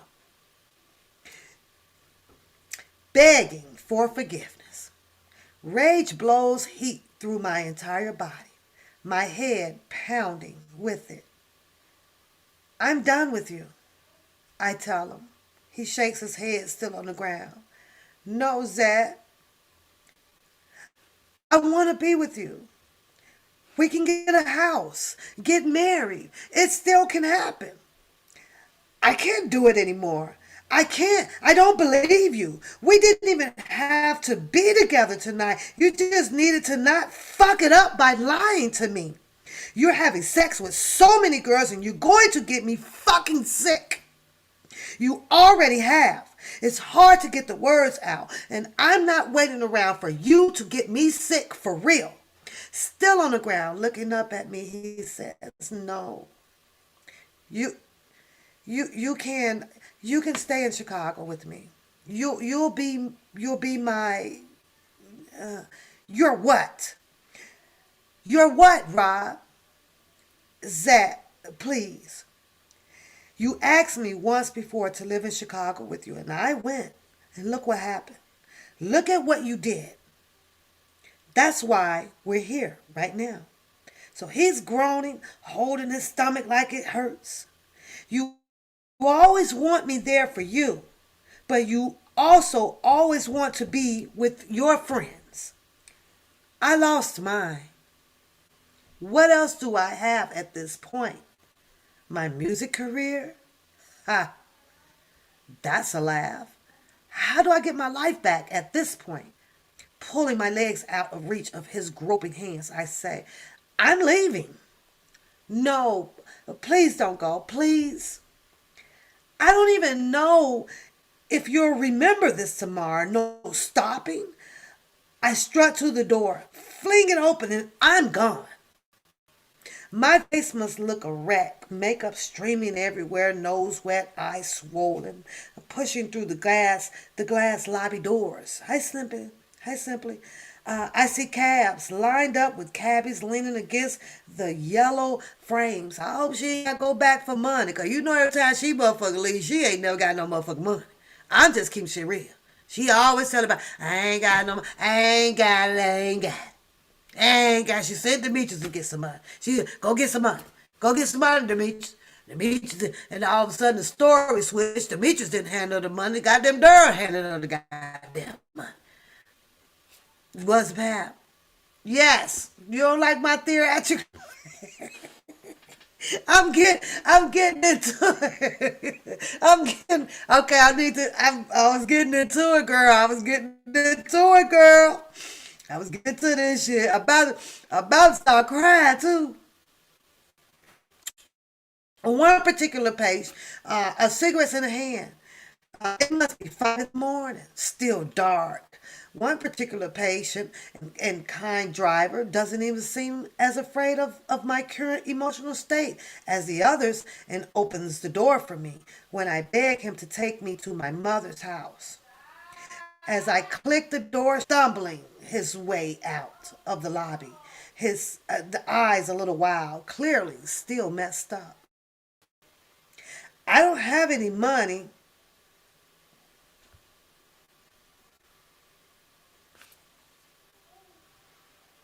She gonna have to get her a panhandling job, y'all.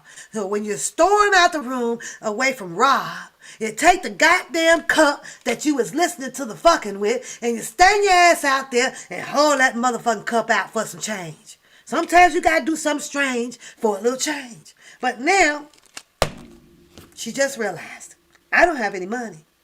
But you see him. You know who that is, right? I point at Robert. The driver nods. The driver nods at her and tells her that she needs to get away from Rob. You need to get away from him. As Rob staggers towards us, the cabbie shoots off like a dart, and I'm on my way home. My mom must recognize the look on my face as she opens the door because there's no scolding for knocking the slate. Instead, she comforts me.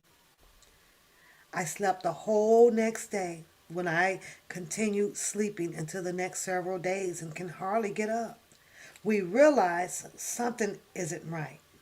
So I call my dad, who picks me up, and he takes me to the hospital.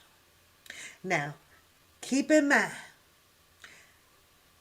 earlier on in the chapter, she told you people that she had this pubic hair that Dr. Jacobson examined and determined that it was an STD, a pubic hair. Got stuck underneath the skin for using Dollar Tree razors. Okay? It happens. The hair didn't get cut good.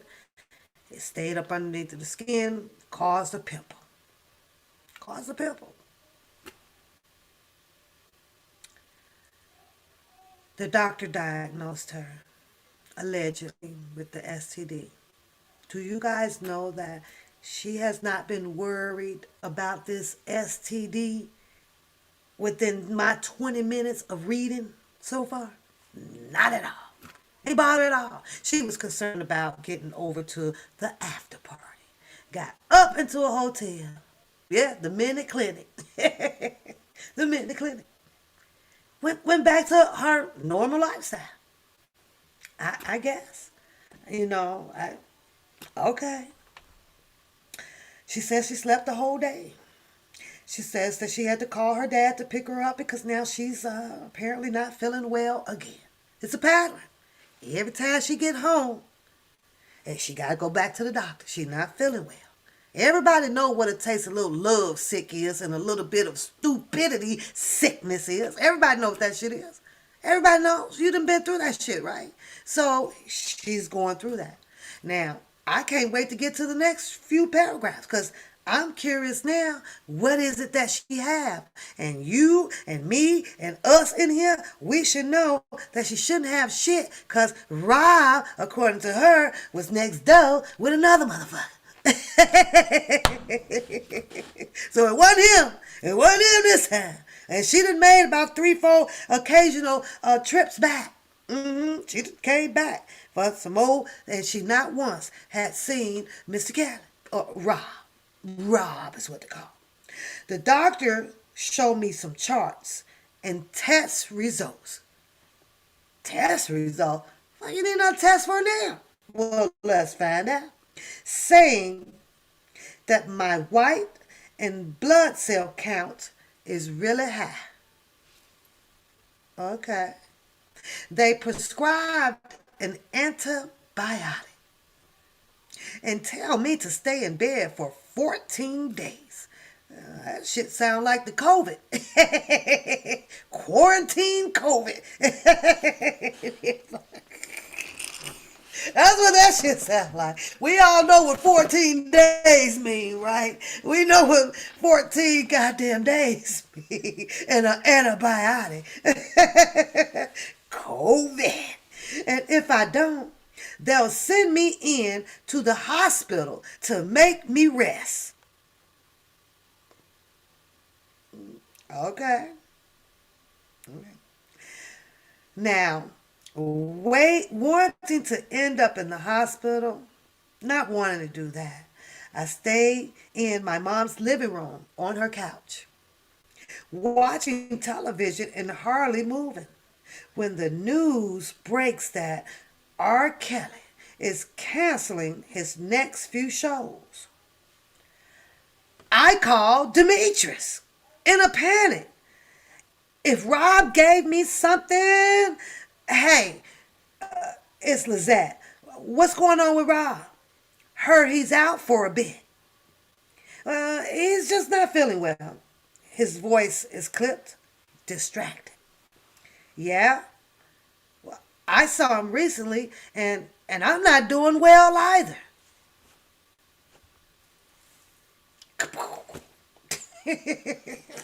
I'm not doing well either. Any idea what he's sick with? I'm not sure. I'm sorry, Lizette. I don't know what to tell you. Days go by, and instead of improving, my condition is getting worse. Meanwhile, my head is running a replay of I can't be sick right now over and over. I actually have a job. She, she got a job. When she get okay, and I'm working on life. She didn't repetitively mention that to you guys over and over and over and over from chapter number 3. She's been going on and on and on. Every time she goes back home, she's got a job. She's got a job. And I'm working on my life. She done told you guys that multiple times. So we all should know what's going to come after this. I want to see if somebody can put what is step 3 coming up after I went back home, I got a job, and I'm working on my life. What is about to happen after that? It's a pattern. She has a pattern in the book. This can't be now. I pleaded with myself to stand up tough through it. Stand up and get back to work. It's just a matter of will. I can't afford to lose my income right now, but I take an antibiotic for the full 14 days before attempting a work shift. It does not go well. Hold up. You say oh, and we'll see. My step 3 with her pattern is just give it some time. She gonna tell you how Robert called and she couldn't. So she dropped the job again to go back again. She gonna tell you. She gonna tell you that shit.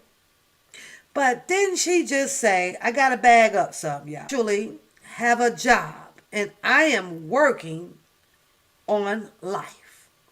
And then she comes back over here and tells you guys that she has to take the antibiotic for the full 14 days before attempting to work a shift. And do you work or do you don't? Or do you work or do you don't? Or do you got a job or do you don't? Well, what? Which way is it? Is it up? Is it down? Is it side by side? Is it up? Is it down? Does she have a job or does she not? Somebody better tell me, does she have a job? Because now she can't work a job, attempt to work her job, her shift, because she has to quarantine for 14 motherfucking days.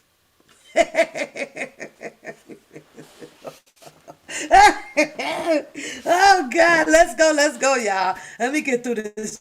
Let me get through this chapter.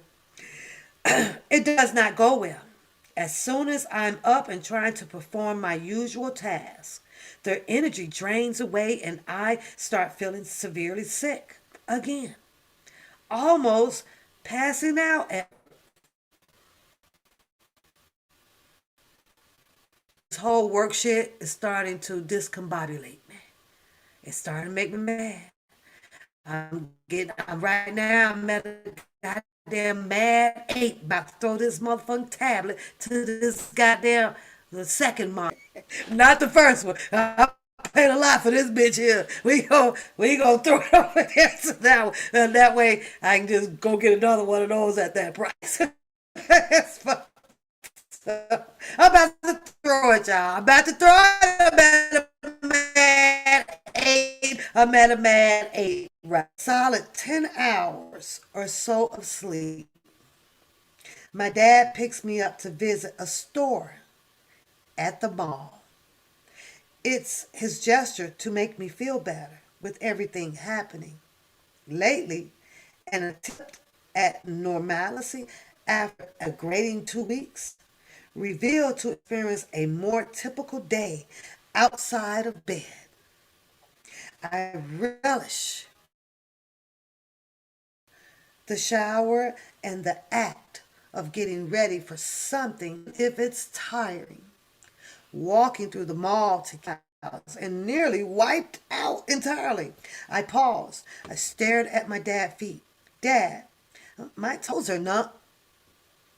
My toes are numb too. I I can't feel anything.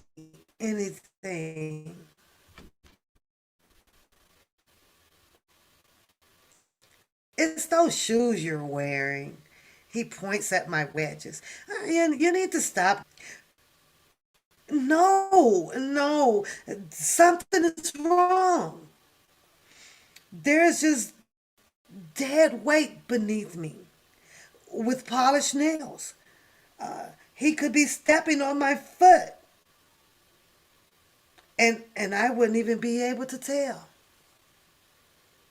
Holding my arm, my dad helps me out of the mall and into the car, taking me back to my mom's house to rest. The next morning, I woke up struggling to breathe. 14 days, quarantine, antibiotic, can't breathe. Even sitting up, propped up appropriately for ideal chest expansion. I'm short of breath. My dad is working right now and my mom can't handle hospitals. So I dial a friend's number despite gasping through the call. She gets the gist and soon is bargaining through the front door to take me to Parkway Hospital. I'm seen for the breathing issues but released soon after. They ignore my recent need for antibiotic and my lifeless feet. So you went back and you did she sound like she requested for some more antibiotics, some more stuff to get hooked on. I'm just saying. She says here that they ignored her recent requests needed for some antibiotics for her lifeless feet. Now I got to come to the room because I don't know a lot about a lot of medical stuff, right? I've not had any medical issues so far. Can someone tell me what antibiotic is usually prescribed for lifeless feet? I need some help. I need some help. I need to use one of my lifelines. I need to call a friend. I need to call a motherfucking friend. Something ain't right here. Somebody can help me out. What medicine, what antibiotic is prescribed for lifeless feet? I don't know what the lifeless feet. We gotta use her words. Hold on. Make a call to the damn doctor. Just a sec. I'm gonna look this shit up right quick. I gotta look it up, y'all. I can't. This one here, I can't let go past. As much as I want to get through this chapter right now, I gotta. I don't know what it is. I want to know. I want to know. I do. I have to know. That sound like the doctor's office. Oh, I remember when I called Drunken Larry, y'all. Y'all remember that shit when I called Drunken Larry? That shit was hilarious, right? I got to call Dr. Jacobson. I got to call Dr. Jacobson. So I guess it could have been a bacteria in the feet. I don't know. But she said that she went numb. She was numb pretty much everywhere. Remember, her doctor took her to the doc to told her to take off the wedges and all of that shit, right? But it says here, what antibiotic is prescribed for lifeless feet? Well, foot rot meat goat notes. The fuck is that? Google don't even have an answer for that shit. You say it's called wiggle your toes. Your feet done fell asleep. Poor blood circulation. Oh my God. Soft tissue infections in the foot. Okay. Maybe she's diabetic. Maybe she's diabetic, right? Okay. Maybe that's a possibility. What you need to know about cellulitis. Okay, that ain't working out. Diabetic foot problems. But I like this first one here. Let's bring up the background for soft tissue in feet. See what's popping locking in them motherfuckers. Foot infections. Foot infections can be difficult problems for physicians to treat because of biochemical complexities of the extremity and the underlying circumstances that causes the infection. With the no infection exception of the patients without diabetes. Peripheral vascular disease, PVD, or other metabolic conditions that infections typically follow a traumatic event or tissue loss with contaminations by foreign materials, colonization by bacteria, or both. However, the more common presentation is that of a patient whose health is compromised with a metabolic or peripheral vascular defect. Complicated, optimal, successful treatment. So, therefore, she has suffered with PVD, a disease that she was possibly already born with, called cheap stilettos. Thank you, Stephanie. I'm just saying. I'm just saying. There's a few, two possibilities: a diabetic foot, or you have the, CVD. Something that might have been genetically going on with her. I just had to stop on that one, y'all. Now, I rarely stop on some shit to really go make it make some sense to me. And I had to do just that because that one there, whew, all right, it gets better. So, when my face begins to go numb, I start losing the ability to move my mouth. Altogether, my friend takes me in again. I'm admitted to the ER. Hold up. Stop the press. Stop the press. Y'all don't have a problem. I'm admitted to the ER.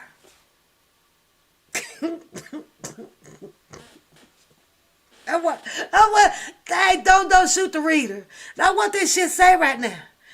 I'm admitted to the ER. You can either be admitted to the upper rooms. Anybody can go to the ER and walk in, and maybe she's using it that way. That she admitted. Doesn't that mean a possible long stay? Isn't that what that mean? Like they putting your ass. We gonna admit you in here. You go in here. We may need you for a while. I don't think they do that like in the ER, you know. But we hit an unexpected wall. Is there anything psychologically wrong with Lizette? A doctor asked her. Ignoring. A doctor asked her about a psychologically issue. The extreme exhaustion, white blood cell count, breathing issues, limb numbness, etc. They focus instead on the numb face as a side effect of anxiety.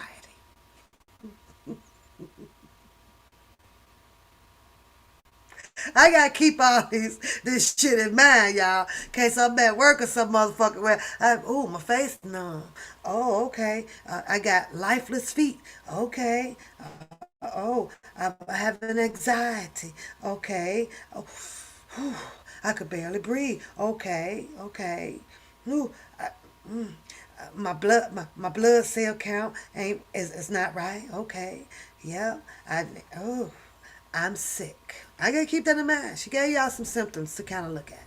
You know, some of them we do have to take seriously as females. We gotta take those seriously. Okay. They focus instead on my numb face as a side effect of anxiety. She glares at them. You need to admit her overnight. Mm-hmm. Hey, Muddy. Instead, they send me home again. Again. Hi, Hill and Lisa. Hello, ladies. I immediately call Rob again. Now, didn't she just leave his ass? Didn't she just go back home to her mama and her pappy? Didn't she just do that? Got a job, finna start a whole bunch of shit over until she heard on the radio, on the TV, Rob concerts has been canceled. Oh my God, let me contact Demetrius. Demetrius bursts out and tells her Rob's business. Motherfucking business. Rob's not feeling well. That's why he canceled those. So then she jumps up. Oh my God, I got lifeless feet. I got an irregular heartbeat. My blood count. Isn't that ironic? Rob and I don't feel well at the same motherfucking time. Something ain't right. So now she is over here talking about calling Rob. Did you leave him? Or you gonna leave him? Are you gonna be with him or you gonna let him go? Is you gonna be with him or you gonna let him go? Are you gonna be with him or you gonna let him go?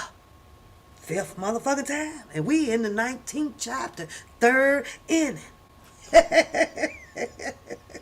I'm crying. She says, I immediately call Rob again. This time, I'm more direct. I don't feel well at all, Rob. Please. I think I'm gonna die. Do you know what's happening to me? I'm crying and I can hardly move my mouth to shape the words. I can taste my salty teardrops since my lips don't close entirely. Each vowel and consonant takes effort. Each breath takes effort. And now my feet are now entirely numb and useless. Keep going. I don't know if this is the Queen book. I don't know about the Queen book. The Queen is going hard over there, girl. I'm like, oh, I better not mess with the Queen. The Queen said that's her nigga. I ain't fucking with that Queen. That Queen, girl, that Queen over there all on choke, no joke, was. She ain't playing that shit. She is sick and tired and sick of you people sitting there saying that Mr. Robert Sylvester Kelly has been in any motherfucking relationships out here. That woman sick of the Queen, tired of that shit. She tired of it. She says she's goddamn Queen. That's what she said. I ain't like, you think I'll be following, looking at that woman, I'll be like, oh Lord. So she needs all of the people to knock it the motherfucking off. Cause none of y'all know about her and Rob 3-year fucking relationship. 3 years ago. She only known him for 3 years. And I be sitting over there, y'all. I'm guilty, okay? I be sitting my ass over there, reading the fuck out that shit, looking at the videos, cracking the fuck up. I be cracking the fuck up. I don't know who looking like the worst mad motherfucking cow out here. Is it her or is it Rob girl with the girlfriends? I don't know. I don't know who the motherfucking madness. But that woman over there, shit, I ain't going to take my nappy head motherfucking ass back over there fucking with that Queen. Fuck that. That bitch said what she said and mean every goddamn bit of it. And she showed text message talking to Jennifer Bunjean. I was like, what the fuck? Now, the text messages are how she displayed the shit, right? Y'all already know it's some crippity crop. And over here, crippity crop means bullshit. Because all she did was reach out to her and the message replied back saying, okay, thanks, we're watching what's going on. But no, motherfuckers will take a reverse message back to them and turn that shit into a whole motherfucking clout gang. What the fuck? Yeah. She know. I told y'all. Bitch, she only motherfucker just replied that, okay, we watching this shit. We watching you too, cause if you out here doing some snitching and telling and shit, you best to believe that your ass is on the list too, Queen or not. What the fuck? I'm like, shit, does the Queen know with now her reaching reaching out to Jennifer Bonjean and showing the little text messages, the responding of Jennifer Bonjean, that now they gonna want to know who the queen is. Like, really? I thought that Mr. Rob wanted to kill it, wanted to keep her private. Y'all don't know nothing about me. Y'all would never fucking know about me. And out here doing the most of more than what Angelo motherfucking Clary did. I'm sitting over here like, you can't make this shit up. I better not say I could write a book. I better not write a motherfucking book. I just got to sit here and tell the story. But I'm sitting here going like, woo, stop. You were supposed to be so private, so nonchalant. Nobody knows about you. And you turn around and fucking contact the goddamn attorney. Did Rob say contact that goddamn attorney? I don't know. It was funny though. It was funny. It was funny though, yeah. It was funny. She mad as fucking choke, no joke. She mad as fuck, y'all. I'll be over there cracking. She's so motherfucking mad, choke. It don't make no sense. I be buzzing. Oh God. These YouTube streams. This shit is beyond. This shit is beyond. This shit is beyond my reach, y'all. This some shit right here. I definitely have to jog in my journey. I gotta write it in my journal. I definitely have to shorthand a lot of this in my journal. This is some shit that Pap will definitely be taking. Please make sure that my journal get in my casket. If y'all don't ever like me and hate my dirty, whatever you want to call me out here, I have journals. Okay, this one in particular is purple. So if something ever happens and I'm dead, all that stuff, y'all please tell my kids, Papoose wanted this one particular motherfucking journal buried with her. Please. I'm gonna try to have it in my will. I'm gonna try to remember that shit. But I gotta take that shit to heaven with me. Cause I wanna sit back and read this shit to Jesus. I got to tell him all this fucked up shit doesn't happen down here. I'm going up there to crack him the hell up. I don't give a fuck what y'all say. I'm going to take some popcorn and some twisters, and me and Jesus gonna have a field day with this bullshit here. Cause this is some straight crippity crop, y'all. I ain't lying. I got to talk to him. I'm gonna be busy. He gonna have on his motherfucking do not disturb. So if you happen to be the one down here with a lifeless motherfucking foot that done fell asleep on your ass for probably sitting on the motherfucker, don't be calling Jesus, because we busy. We goddamn busy right now. I'm gonna need you to sit tight. Big ass do not disturb sign coming up from heaven. And y'all gonna see it. It's gonna be in the midst of the clouds. Do not fucking disturb. I got a mission to do right now. I got to tell Jesus all about this shit here. Now, I know he ain't paying good enough attention. Cause yeah, he is. He done shut a whole lot of this shit down a long time ago. Jesus ain't doing his job right now. Now I'm a little disappointed in him, so I'm gonna have to go up and do a little bit corrective behavior. Oh, Jesus, and tell him, what is you doing? What you doing up there, Jesus? Is y'all these demonic ass people doing? What ain't you? Where's your hocus pocus goddamn wand or some shit? Make everybody a midget. Do something. Do something right now in the name of Jesus. Do something. Do something. Please hurry up. Because Queen over there is losing them. Everybody losing their mind. Everybody losing their mind, y'all. I kid y'all not. I kid you not. But let me get through this chapter. Let me get through the chapter. She says, but I think it's serious. Before they, let me make sure I'm on the right one, because it gets a little bit better. Okay. I'm crying and I can hardly move my mouth to shape the words. I can taste my salty teardrops since my lips don't close entirely. Each vowel and consonant takes effort. Each breath takes effort, and now my feet are now entirely numb and useless. So I can't even leave the couch to pee without help. And y'all, yeah, I don't feel great either, he responds.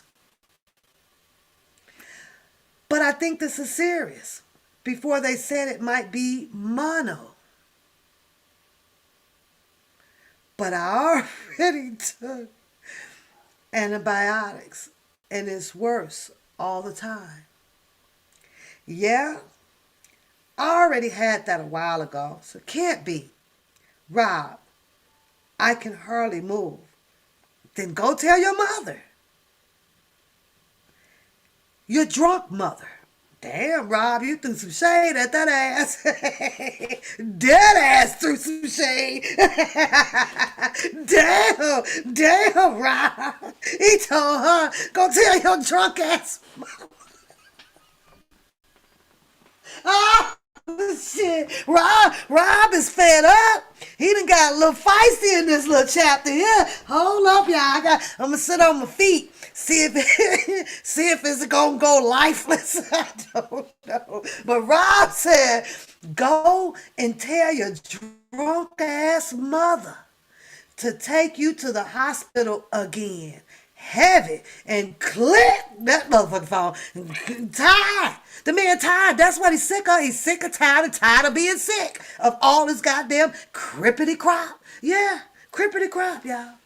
My mom hoovers, but she won't take me to the emergency room. It's too much for her.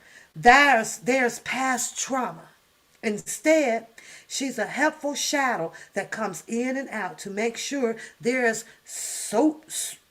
I was about to say soap and water. Soup and water. Temperatures taken, and that I am still alive. She dials the phone for me so I can talk to my father. Dad, it's hard. Now it's hard to move her mouth. These symptoms is escalating mighty swifty. Yeah, if this she comes back and get to talking about her brain is feeling weird and she's a little bit what do you call it? Her equilibrium is a little bit fucked up. You know what? She might be close to death. She sounds like she's close to death now. But right now, it done triggered to her mouth. And her cheeks feels stuck. That's how your cheeks get stuck. Now, I can't say I ever seen her cheeks get stuck. But what I can say is it's a different shade of makeup stuff that the women put on that will give the illusion to make you look like that. I've seen some white ladies do that. I mean, looking like that. So I'm like, okay, it's possible. I've seen it, y'all. It's like that pink brown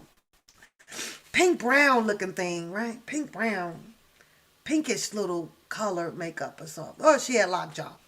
We know what that. She says, sucking too long and too hard.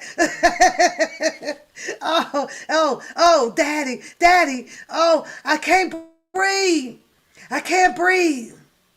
Now you do know every time that you called out daddy, you have taken a breath. Can I get an amen in the chat? I'm just letting y'all know that. It's something that you gotta be careful about, okay?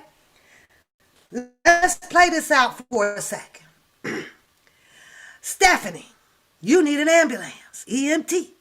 And they have arrived to your home. I'm trying to help y'all with this in case y'all want to pull off some fraud shit, take a day off of work, and you got to call EMT out, right? One thing you do not do is call them your motherfucking self. You have somebody else call them. Because if you're calling them and you're telling them your symptoms and your where you live at, what you're wearing, which door to come through, all that type of shit. Just like I'm talking to you guys. The more it comes out, every time I pause, a little bit of breath is coming in to inflate and deflate your motherfucking lungs and shit. That will bring you a little bit, because all you need is a little bit. Just that little bit right there will cause me to breathe at least a whole nother motherfucking 40 to 50 minutes on my motherfucking own. I've got enough air in to do so.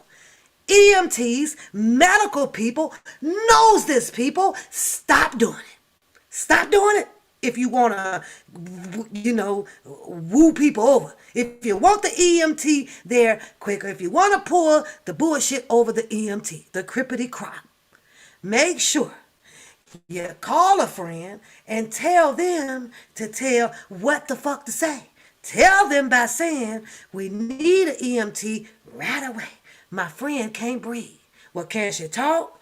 Nope. You gotta play that role, boy. You can't sit here and be, Daddy. See, I caught some air. Daddy, I caught more air. That ain't gonna work. That shit don't work. I'm just letting you know. It just don't work. And that's why the EMTs have a role play too. They got a job to do too.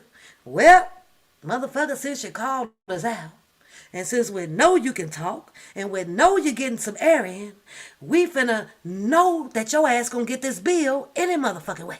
We gonna slap the goddamn a temperature gauge around your arm. We gonna put the thermal. We gonna do our whole motherfucking goddamn medical procedure that we supposed to do. We don't give a fuck. Cause we know you can breathe. But you gonna know that you gonna get this goddamn bill. He says, I'm coming to get you. My father is not a big man, but when he rushes into the house, he takes one look, picks me up like a tiny child, and he carries me out to the car. We head to Joe DiMaggio Hospital. Now, y'all know that everybody up in there probably speaks a different foreign language. I don't know. Where, upon arrival, it doesn't take much for the nurses to realize it's dying. Uh-oh. Maybe it's the whole my face don't work. Maybe it's the whole my face don't work thing. Yeah, maybe it's that. But this time, I'm admitted to the ER right away. She keeps somehow getting admitted to goddamn ER.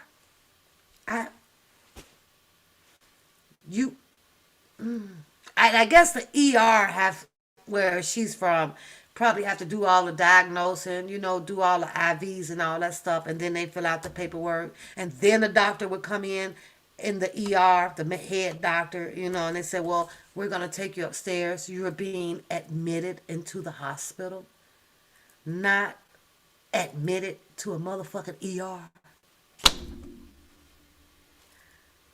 I need her to get that right. I really need her to get that right. I do.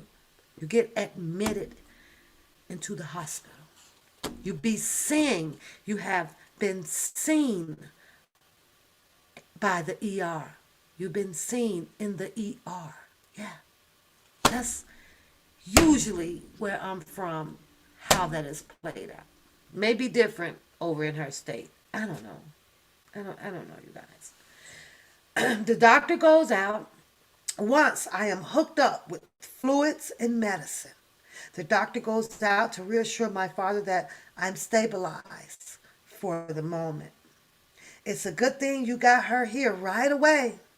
The doctor carries on as he flips through my records.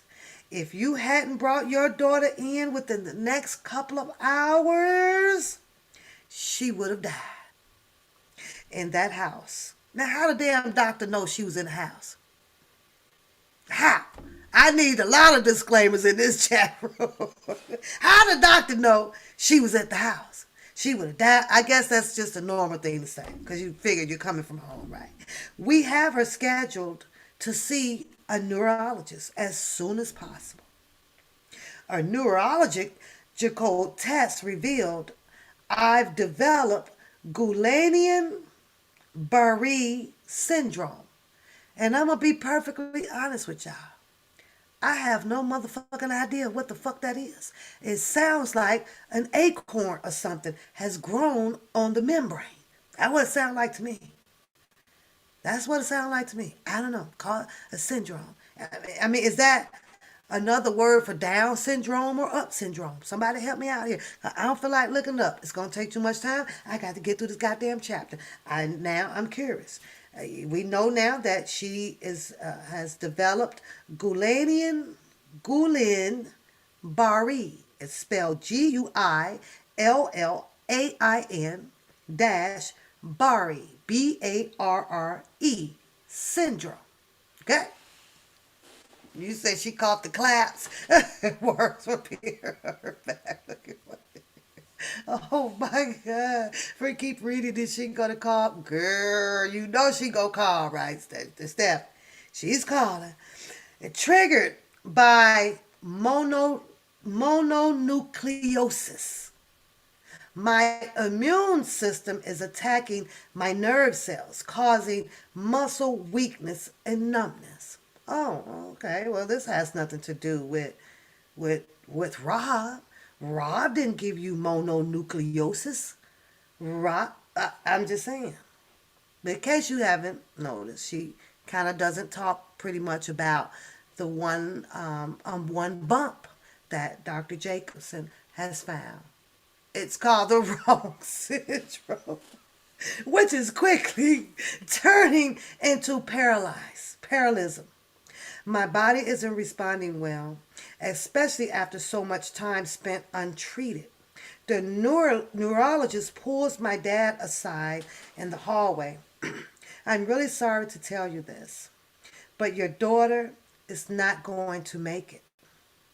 We'll do everything that we can, but you should start letting the people know who care know it might be their last opportunity to see her. And guess who about to get that call? Well, how long? Not long. I'm sorry to say this, but I recommend putting funeral preparations in order soon. My father breaks down, hand against the wall, knees sinking to the tile. I pass long days in the hospital just conscious enough to know that this will be my deathbed. Everyone else knows too. Looking into my father's eyes, I can tell. He's mentally preparing to lose me, to box up his emotions in order to cope. He be known as to me when he leaves. He's scrambling to get everything properly set up for when the time comes.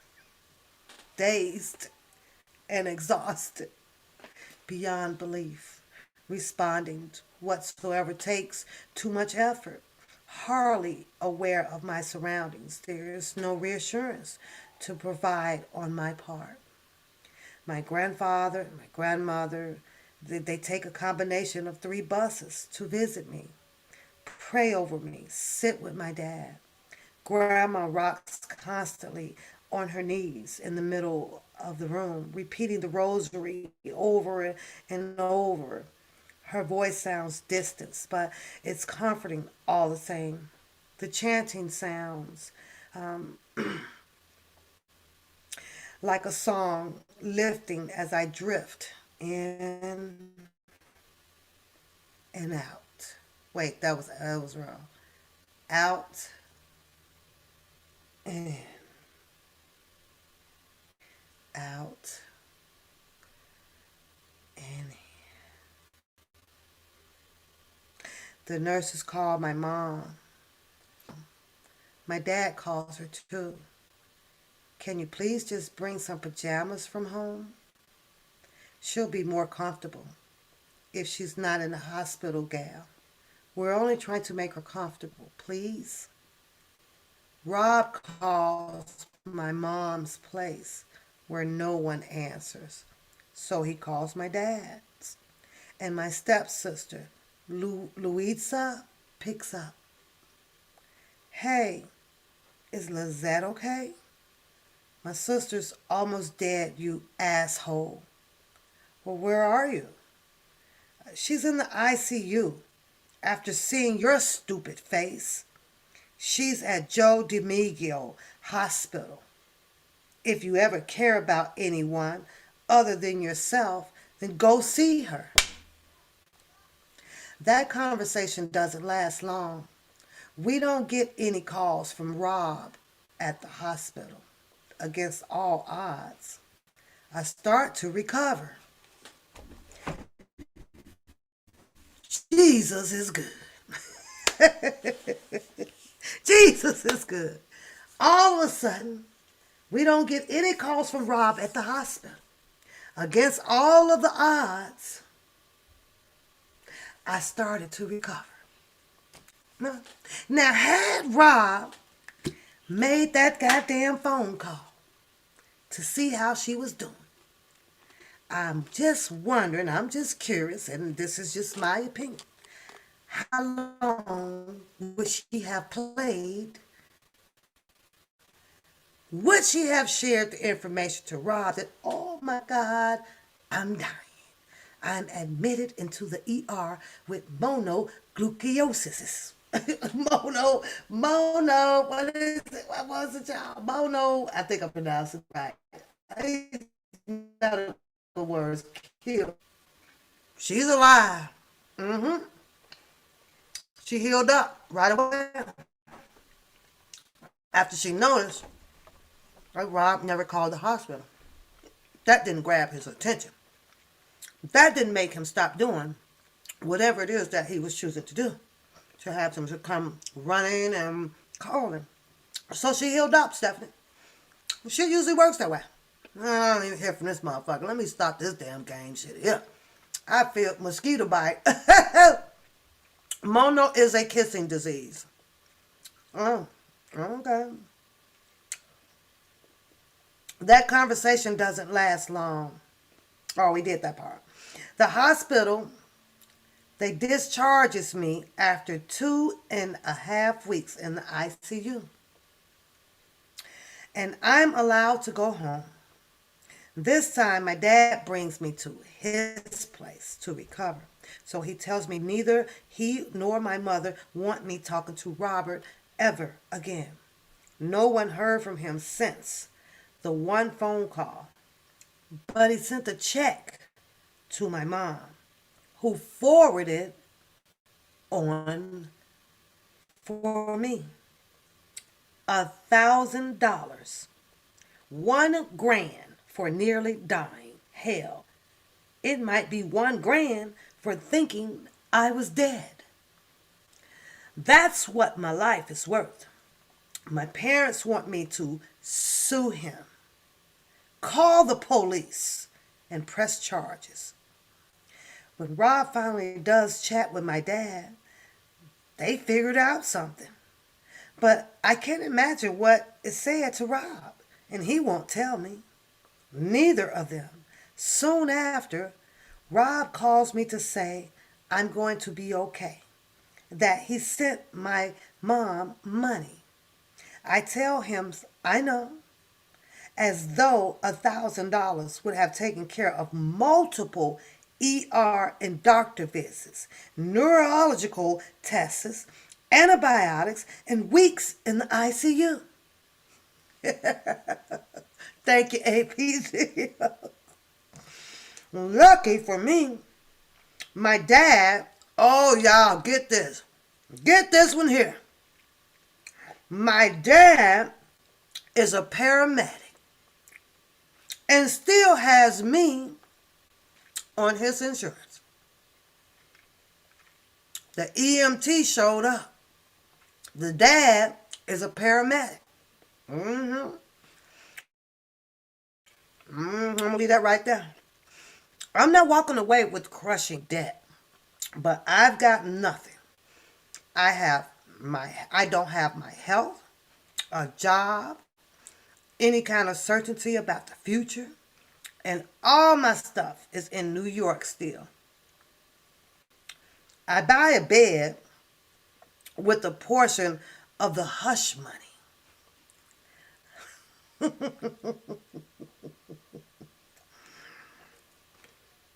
It wasn't a motherfucking thing hushable about this damn money. Because the mother, the mother knew about the money. It wasn't shit hush a motherfucking thing. Uh-uh. The mother knew. According to her. According to her.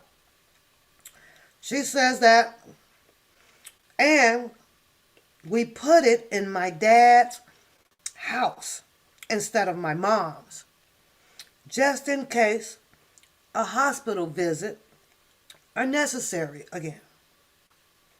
I still need help with basic things. Being released doesn't mean healed. By the time they started treating me appropriately, my nervous system was shutting down. Mm, mm, mm, mm. My limbs, face, they were partially paralyzed, and my feet entirely so. The feet was entirely paralyzed.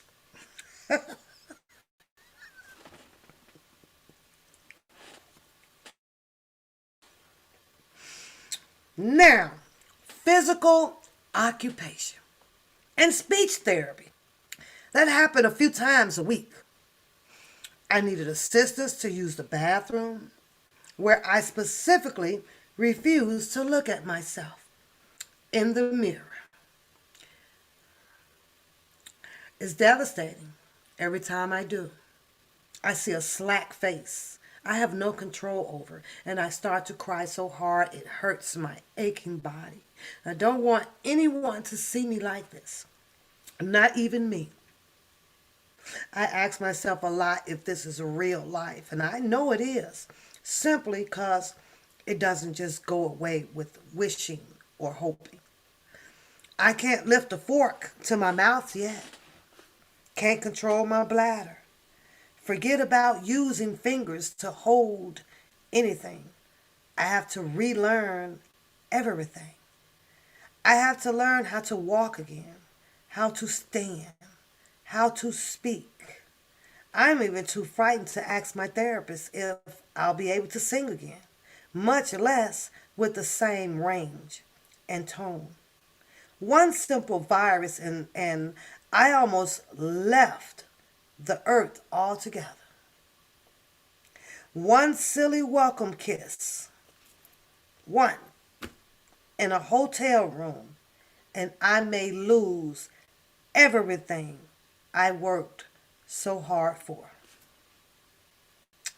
Woo, cha. Number 19 had a little bit more ingenuous, undetermined factual or undetermined whether if this was factual information. I don't know. I don't know. We just over here indulging and appeasing with this appetizing ass book.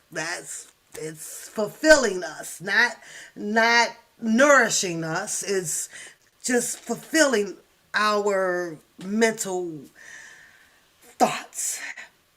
What I will advise as a precautionary and a safety habit that we must obtain to not take this shit to bed with you. Let's woosah, wipe it off. Does it? Get it off of you. Get rid of it. Get it, go, fan in front of you. Get away from it. Get it off of you. Don't nobody take any of this shit to bed with you. Get it off. Shake it off. Kind of, Stephanie. Kind of, but Ain't no person that can trigger any type of stroke. It's just something that you are kind of messed up. Your heart and what you eat and smoke, all that shit. And panhandle it together and fuck up some shit. Stress, yeah, maybe But this one right here, how she just magically, she's better. 2 weeks or so in the hospital. She's better. She's alive and kicking it. And so far, it's probably been multiple years, many, many, many, many years, probably since this alleged health issue occurred many, many, many, many years ago. It's that easy for anybody to bring something back that does not pertain to what the main story is about. And it was about Mr. Robert Kelly. But you can take a piece of your old past, a piece of whatever, and glue it right on in to the current obstacles, the current situation, right? And make it all sound fucking good. Just like that. She's running this story. She's running this with all of these diagnoses of particular type of illness. She desperately wants to be with Rob. Rob is never showing up to every time she says that she was invited to come back. It's Demetrius that's leading her story with picking her up, dropping her off, getting the money, pass this, don't say that, sit down, shut up, go over there, suck my dick. No, I'm just kidding. I'm just kidding. I'm just saying. I'm just saying. But it does indeed, Stephanie, sounds like a stroke. It does. 19 it's just getting more, funner to read. It's just like, oh my God. Oh my God. So, what do y'all think? What is your opinion now of what you believe of so we're still premature. We're still premature. We at 20. I think we have 13 more chapters to go. I think it's 33. 33. But what do you guys think now? Every day. What up, girl? Every day. How are you? What do you guys think? What are you thinking, Anapollo? Anapollo, what are you thinking? What are you thinking about Lizette? You feeling it or you don't? Are you feeling her or you're not? What do you think about it? What do you think, Beauty? APZ, Stephanie, Shannon, if you haven't fallen asleep. What are you guys thinking? What are you guys thinking? I don't know. I don't want a premature answer. I want to wait till the end. I want to wait almost to the end before I give my objective and my subjective point of view. I do. I want to wait till the end. Read your comment. Google just told you that pain circumstances can occur while swallowing. Oh, okay. Also common, a sore throat, swollen, lymph nodes. Look, I'm finna check. Beauty. Okay, those feel okay. All right. Swollen tonsils. Nope. Take a swallow. Oh, just fine. Everything's fine. I didn't hear that in this book. Every day gave me the heads up, high five. Okay. I looked up mono and it swells up your lymph nodes. That's what Beauty was just saying. In your neck. Is that when you go in and the doctors be doing all of this stuff here? Right here, right? On Apollo and Beauty. They be doing all of this, right? And they don't, trying to see what they feel. So that they in your armpits. I ain't never had a doctor do this shit. They always do this. They be feeling okay. Well, what the fuck they feeling for back here then? I should have went to medical school, man. This shit is difficult. I be looking at the anatomy. I see that old plastic ass bottle up there, the body, the anatomy. I see it. Only thing they show you on there is the man little nuts and the ding ding hanging down and a bunch of little red veins and shit running through there. They show you what eyes and ears and they ain't got every little thing pointed out on his goddamn anatomy body. The little plastic man. I don't see that shit on there. I'm just saying. So, is it right here or is it right here? Which one?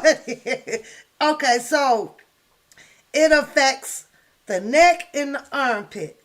Okay, so under Paulo, you know I'm gonna call you out if I'm in chapter 20 and all of a sudden this woman talking about she had to go back to the motherfucking ER to be admitted because she is something under here. Okay.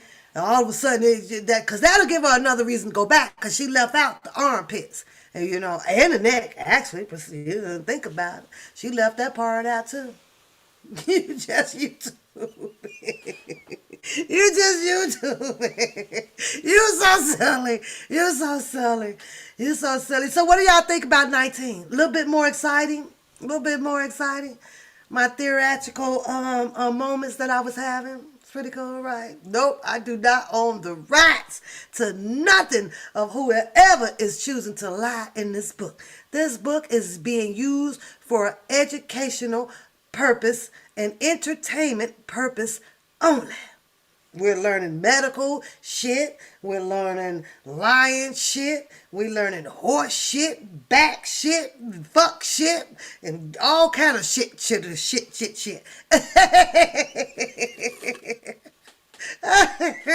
Oh my goodness. Well, you guys, I gotta go. I gotta go make a run. I'm a little bit, that's why my phone was ringing. I heard the phone ringing, but I enjoyed you guys' company. I so appreciate you guys showing up, listening to the read and joining in the read. You and I will not be held nowhere responsible of what we are reading in this book. We're not being taking sides in this book. We're not being biased. We're just reading the book and having a little, little laughter and some serious notes. We got some serious shit, right? To do. So, oh Lord, you say I got to do poor. Oh Lord, Rita always come when we leave. Simply, okay, so you said you're having a problem with the numbness of the feet. And that comes sucking.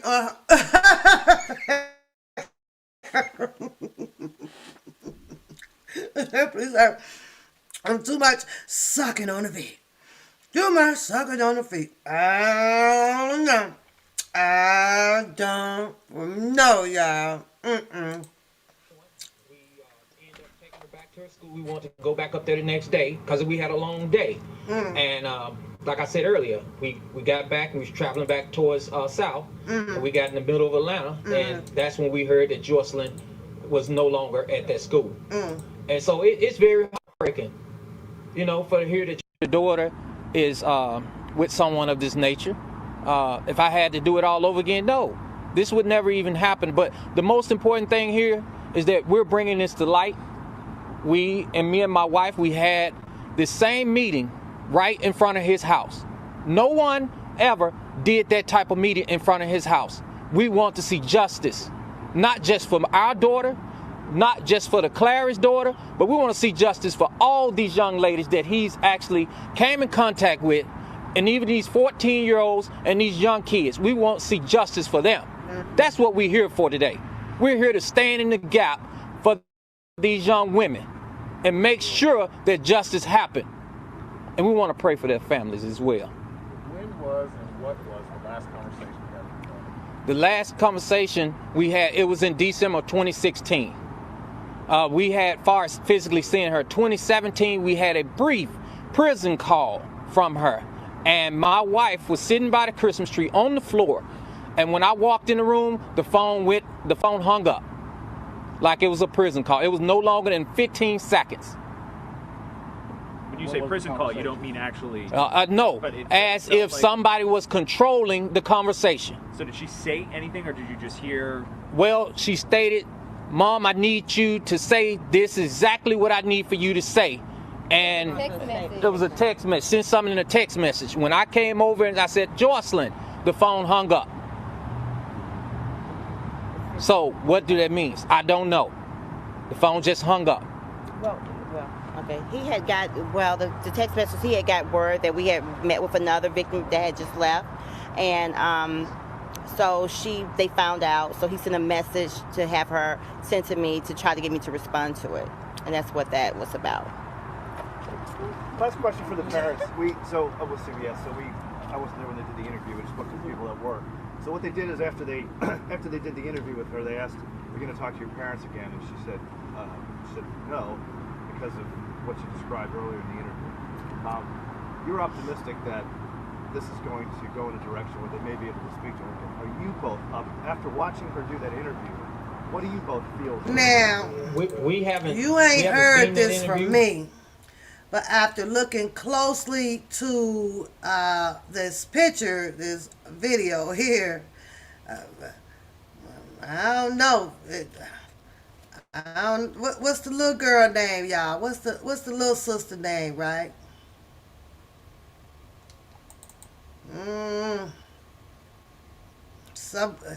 No, y'all. Might need a little bit DNA or something with that one there. That one. I mean, I know it's always one child that just look oddly from mom and dad. You know what I'm saying? It's somewhere, I don't know, maybe the sperm, maybe strength wasn't strong enough to push out the same genes to be a little bit closer, identical as the other ones, right? But that the younger daughter on there, oh no, y'all. Oh no. You ain't heard it from me. I'm just saying. That one there look, I don't know.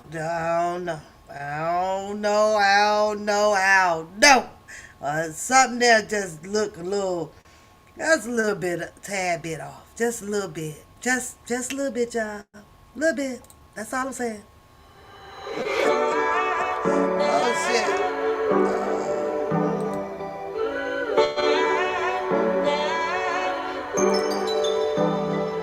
I wanna get you all alone now and go hide away from the lights, but I don't dare to.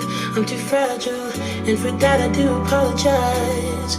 Maybe someday we can work it out, but I'm afraid it's too late to try. Baby, I don't dare to love you, and you know the reason why. Don't you know I'm way too weak to swim? Can't you feel the waves come crashing in? Running out of safety nets, 'cause every night I'm right down in the middle of the night screaming, oh my God, 'cause your love's too deep. You know your love's too deep. I'm right out in the middle of the night screaming, oh my God, 'cause your love's too deep.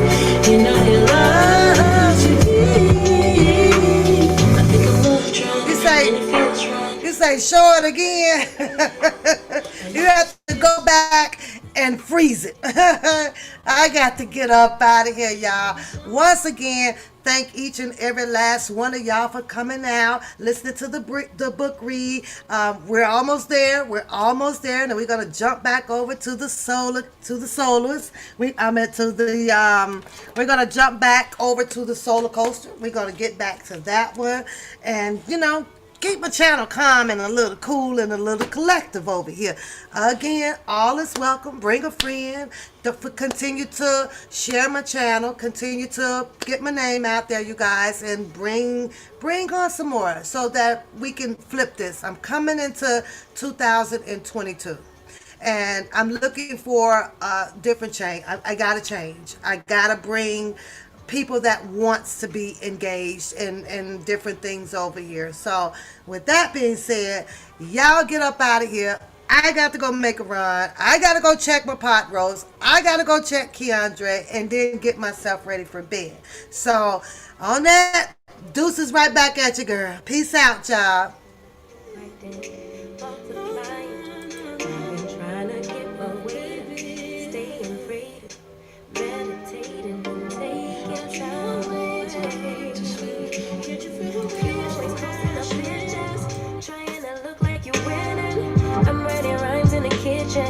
Soaking in moments we live in. Yeah, you got the nerves to be homely. Faking your life on IG. If you got my number, don't add me.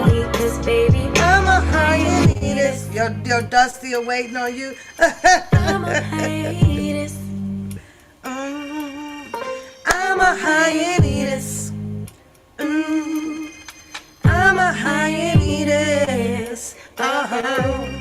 Baby, don't check for me. Taking Time out to be and live my life off screen. taking Time out to be and live my life. Hey, taking just don't and live my life. take it Personal. We just building Christmas season, lay foundation, make a name for generations. Please and make a, then take a break or a little vacation and Chasing blues away. Hey, hey. You always posting a Picture. trying to look like you winning, or look like you always be working, soaking the moments you live in. Yeah, you got the nerves to be on me. Shaking your life With with an an IG. IG. If you got my number, don't add me, 'cause baby,